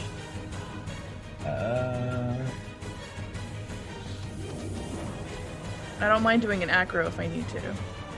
Yeah, do an acrobatics check. It's kind of like, because I can do those. Actually, yeah. It's going to be a 20 total. You should keep in mind that this tent is also on fire. So. That's fine. That's fine. Okay. I'm gonna dive roll over the fire. So that was a 20 total. Yeah, you are a little okay with fire. True. You are going to take 2 reduced to 1 point of fire damage for doing that, but you do get over it without any problem. Okay, I've got 6 hit points left, friends. Oh boy. Okay. And I only have 13 max right now. We got this. We can do it. Okay, Valan, you're up. All right. This situation's not looking all that great.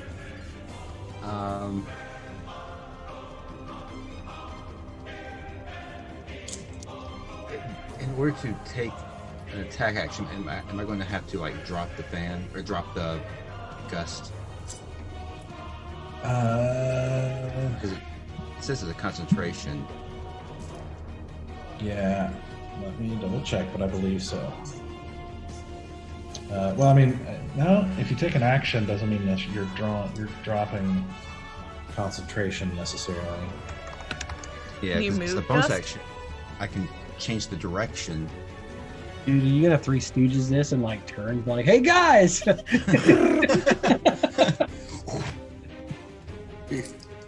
Or turn to like an old kung fu movie. You're like, you take me on.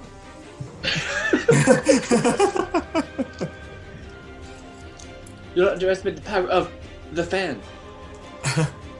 Yeah, I don't think so. I think it's doing something that requires concentration.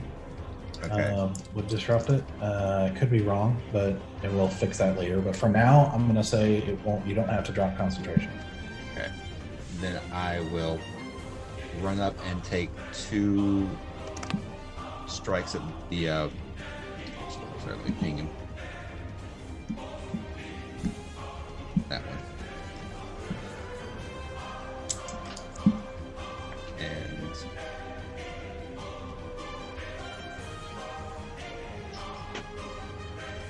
You're running up to which one? Sorry. This one? Yep. Okay. I'll do both of those as unarmed.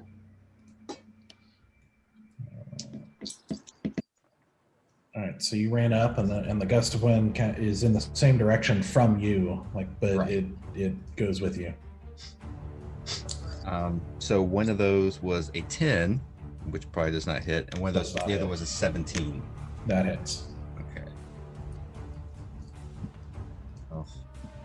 5 points of damage. Okay. So as you go strike it again, it takes some damage, but not quite as much as you would like. Mm-hmm.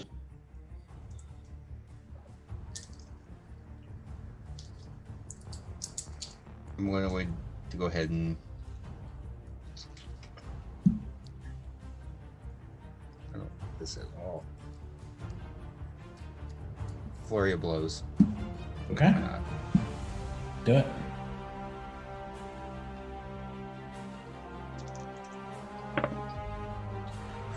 That was still not good. 10 and 14. All right. Second one hits. Just barely. 7 points of damage. Okay.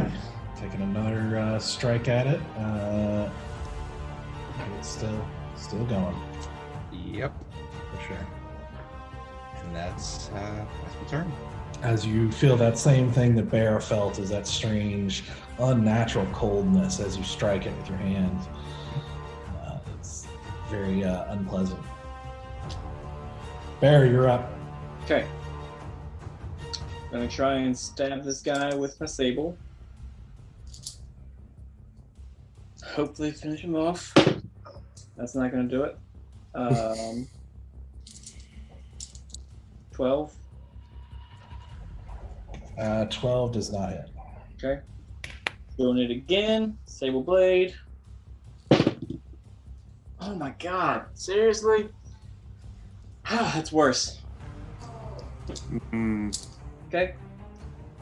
Then as my bonus, pulling out my hand axe.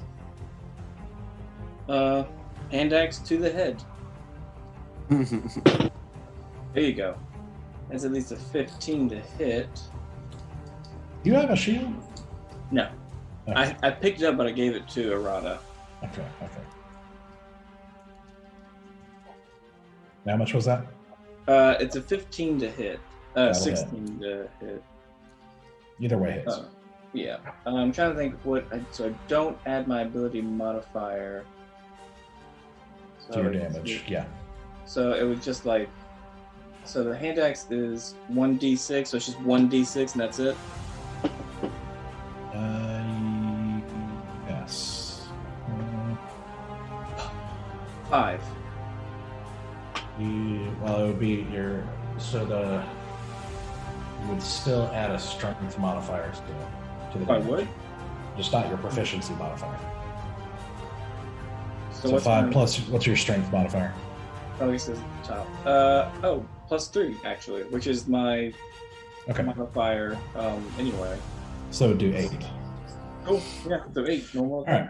So as you strike it as it dodges deftly out of the way of your sword, you reach in and come at it with your other hand with the hand axe, and you hit it, but it doesn't seem to affect it as much as your sable blade is. Okay. Sorry, guys. Thought I could finish him. Okay, easy. All right. I'm gonna go ahead. Let me see how far he is. Sorry about that. I didn't realize how far. Oh, we go. It's 20 feet. Oh, sorry. 60. Aha! Got him. All right. I'm gonna go ahead and cast a 3rd level spell slot and hit the ghost in front of Valan. With a mind spike, so it needs to do a wisdom save of 15. Okay. I failed. All right. 4 d8s, let's go. Psychic damage. Do it. All right, okay, it's not. Poop is a 1 in there. Some of these are really hard to read. So 10. All right, 17 points of psychic damage, and I do like a full like head chuck, flips forward like a rock concert. Yeah. Okay. Nice. Okay. So you release this sort of mental javelin that streaks invisibly through the air, which strikes this being, and you just hear this as it dissipates. Here you go. It's gone. All right. Sweet. Did something. Is that it for your turn? That's it. That's all I'm gonna do. Stoic. So can I move Sora? You can take an action to try to carry her. If you're trying to do that, you'll move slower. Yeah. I only got 30 feet of movement. She's 10 feet. Let's do that. I only want to move her a little bit because I just want to make sure that I stay between her and the creature engaged with easy, even if I have to spend an action to do it, because I want to move. If I'm staying right where she's at, I think I can get both creatures in the circle. Let's see. But I don't want her to be. I don't want to move around her and put her between me and the monster to do so. Well, okay. So if you move, I don't know that you're going to be able to get both without going into the burning tent. Yeah, that's not basically Burning. one way or another. It's like one of them is not halfway in, which is kind of how I'm measuring it. okay. No, that's fine. Yeah. I literally made a roadblock. I'm so sorry, guys. Yeah. No, it's not you. It's just their positioning. It's the, That's fine. Yeah, but I also put a burning tent in the middle of this. well, that's Okay. true. Yes. Okay. Well, if that's the case, then refresh me. Can I cast 2 spells as long as one of them states bonus action? You can't cast 2 spells on the same turn unless one of them is a cantrip and one of them is like bonus action labeled. Okay. So you can't do like 2 full spells on a turn. Okay. and That's they fine. have to be- That's what I thought. Like, because I've got like healing word is a bonus action for me, but if I cast something at the other creature, I wouldn't be able to heal. So Mhm. I will just move over and put myself between Asura and the monster, and I will So it's place right my here. hand on her shoulder and cast sexy healing hands. And Yeah, sexy healing hands. yeah, I'll cast Cure Wounds at level 1. So Sura, you can roll for your healing, but you can't exceed that lower. What's the HP. roll for this? It's a 1d8 plus 3. Well, it doesn't really matter because I rolled a 1, so that's 4. Yeah. So your So new I'm to max HP 10 right is now. 13, right? Yeah. Yeah, so you can't So go I'm at- beyond 13. Yeah, I I'm was at just 10. trying to At keep 10 her- I'm at 10 of 13 at the moment. I was trying to keep her at the upper level in case she gets hit. Okay. But yeah. Appreciate so- it. And then that ends my turn. Okay. So that means he starts his turn there.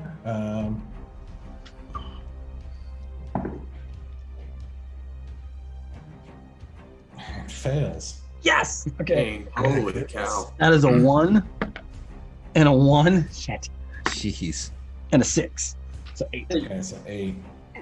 All right. So as you see these little angelic fireflies wailing into this creature, he is still going though. Damn. I thought I'd get him. Like pounding into it with these flashes of light against the kind of smoky shadow, almost like lightning, almost like the storm that's like right above you. But he is.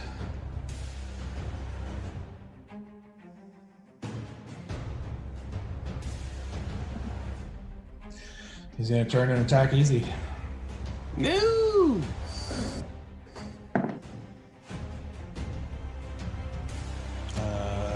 That's a total 10 to hit. No hit! Yes! How you looking, Easy? Are you health-wise? I'm doing fine. I'm doing fine. Give him a boost. He gave me a little boost. Oh, That okay. put me out of the somewhat danger zone. Danger zone. Right into the danger zone. Sure. Yeah,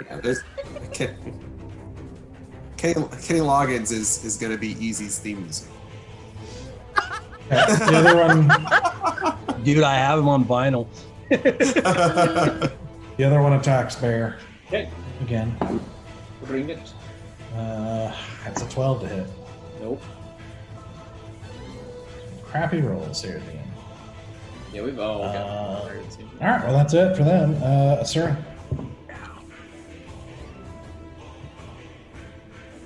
Let me see what I'm gonna do. How is the one that's by Stoic looking? It's definitely taking a lot of hits. I would like to, and I don't know if this is possible. Am I allowed to dip my arrow into the fiery tent and light my arrow on fire? Is that a thing I can do?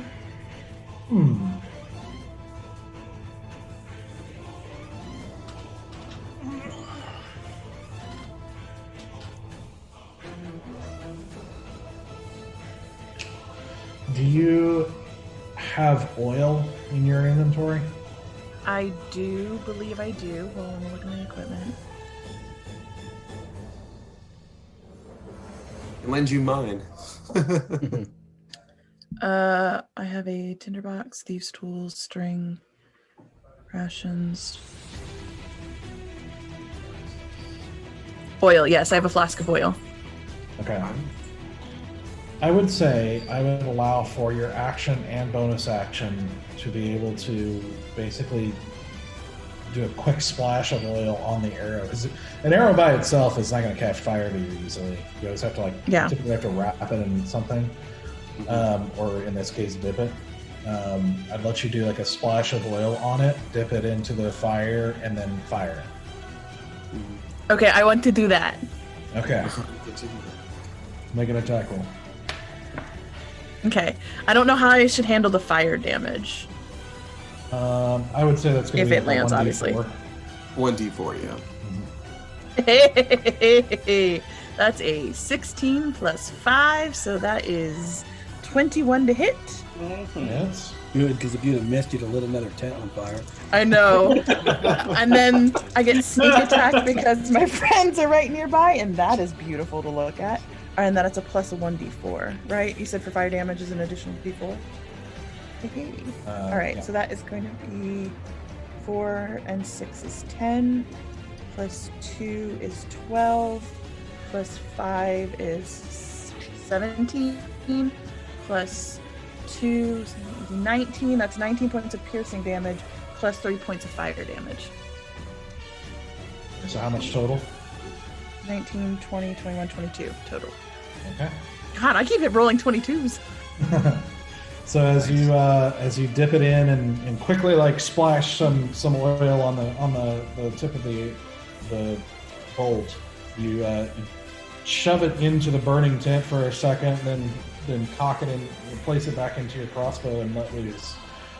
As you pierce into the shadow, you see that kind of burst of flame, almost seeming to kind of get like the flame kind of dies a little bit as it goes through, but then you see the whole figure dissipate and disappear. I hit one.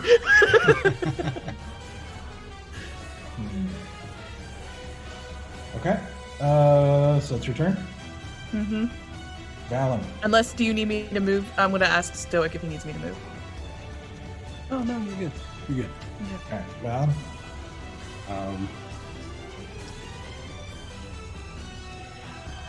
I'd like to get into a position where I can get just the tent in line with the fan, because I'd like to put out that fire, but I also don't want to blow anybody else away. You ever blown on a fire? You're just gonna see Valan Put it out.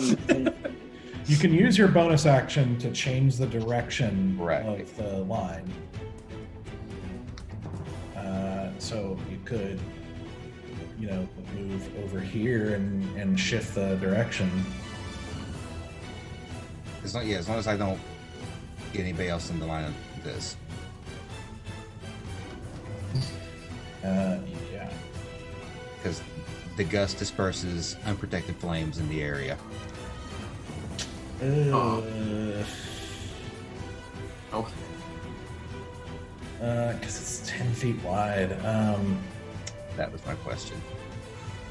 Because if I can't do it, then I'm not going to do this right now. Let's see. I think maybe.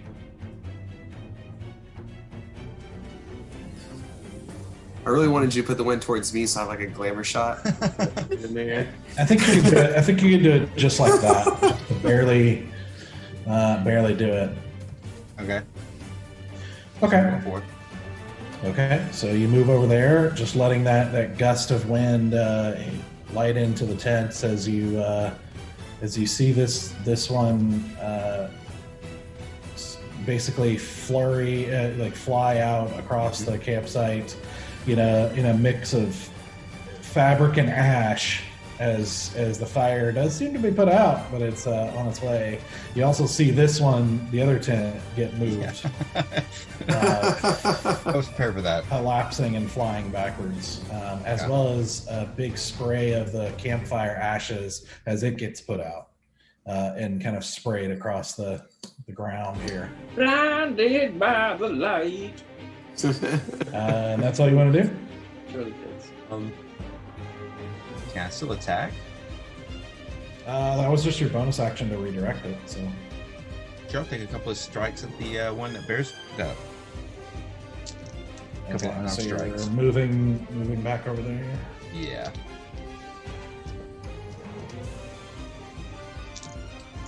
Those aren't that great. It's 14 and a 12. 14 So hits. moving back over there. 14 and 12, 14 hits. 5 points of damage. Okay. Taking another strike, feeling that kind of unnatural cold. Mm-hmm. As it doesn't seem to do as much damage. Okay, Barry, you're up. Alright, so this is a ghost, right? It seems to be some sort of spectral figure. You don't know exactly what it is. Alright, hold on, because I kind of want to, figure where this thing came from. You can use your action to do some sort of check. see if you recognize it, but What I will do, this has worked before. This also has not worked before. I'm gonna try my divine sense again. okay. Yeah, I see that like everything's calmed down for a moment. You know, like kind of hand on the holy symbol. Look around the woods, see if I can find another source of evil besides this guy. Yeah. So it's 60 feet of you that's not behind total cover. Yep, Awareness of celestial, fiend, or undead. correct. Okay. Yeah, so you take a moment in the calm of being actively attacked by this thing. You basically try to fend it off as you try to take a moment and reach out with your divine Touch senses. And of course, you immediately detect in front of you a very clearly undead being. Okay. And nothing else within 60 feet. Makes sense. So that was my action. Can I do a check as a bonus action? A check would typically be an action. Okay, that's what I thought. But let me see. Theme. Yeah, that's all I'm gonna do, I guess. Just hold steady right there. I guess it's a free action. I'll see if I can startle him. Or just like kind of put my blade up in his neck area and just be like, you're surrounded. Stop. I thought you were gonna go, "Ma, I'm a bugbear." Terrifying. Sure, we'll say that. Okay, Easy, you're up. All right, I'm gonna walk up a little closer, or with them, some within 30 feet, which I think I'm actually pretty close to 30 feet right now. But I'm gonna walk up to it, and I want to cast hideous laughter on it. As a wizard save of 15. Okay. I'm gonna say, why does the ghost hate the rain? Because it dampens its spirits, yeah. That's so stupid. That's Oh my Spot gosh. on. That was great. Fine, that's why I pretty had to good. do it. I was like, so if it fails, it falls prone. It can't. As long as it has an intelligence score of 4 or higher. Doesn't do any damage. It doesn't do any damage. It basically just incapacitates it. Unable to stand up for the duration. So Okay. each time it takes damage, you can make a wisdom saving throw to get out. If the target has advantage or something. Okay. So as you cast it and say this, you hear the spirit. You hear this creepy, like this wicked laughter coming. This weird raspy laughter coming from it, but it doesn't go prone. It doesn't seem Interesting. to position. It seems Okay. unaffected by that. Now I thought it Stoic. worked. I'll just hold my holy symbol and walk forward Okay. towards the creature until I get it within range of the fireflies. Hmm.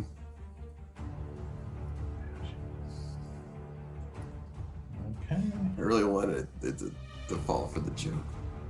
I think you laughed. It did. It just Just walk and be like, can't go prone. Listen, it's a tough crowd. It is a really tough crowd. It's really What does it dead. have to be? 14. It saves. Hey, half damage. All right, we got 5. Finally. Finally. Even with the That is, bane? I had to double check. That is a 7, not a 1. So 5, a 7.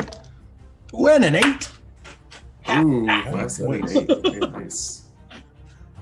So that's like Okay. what, 20? It's 20. Yeah. Yeah. So 10?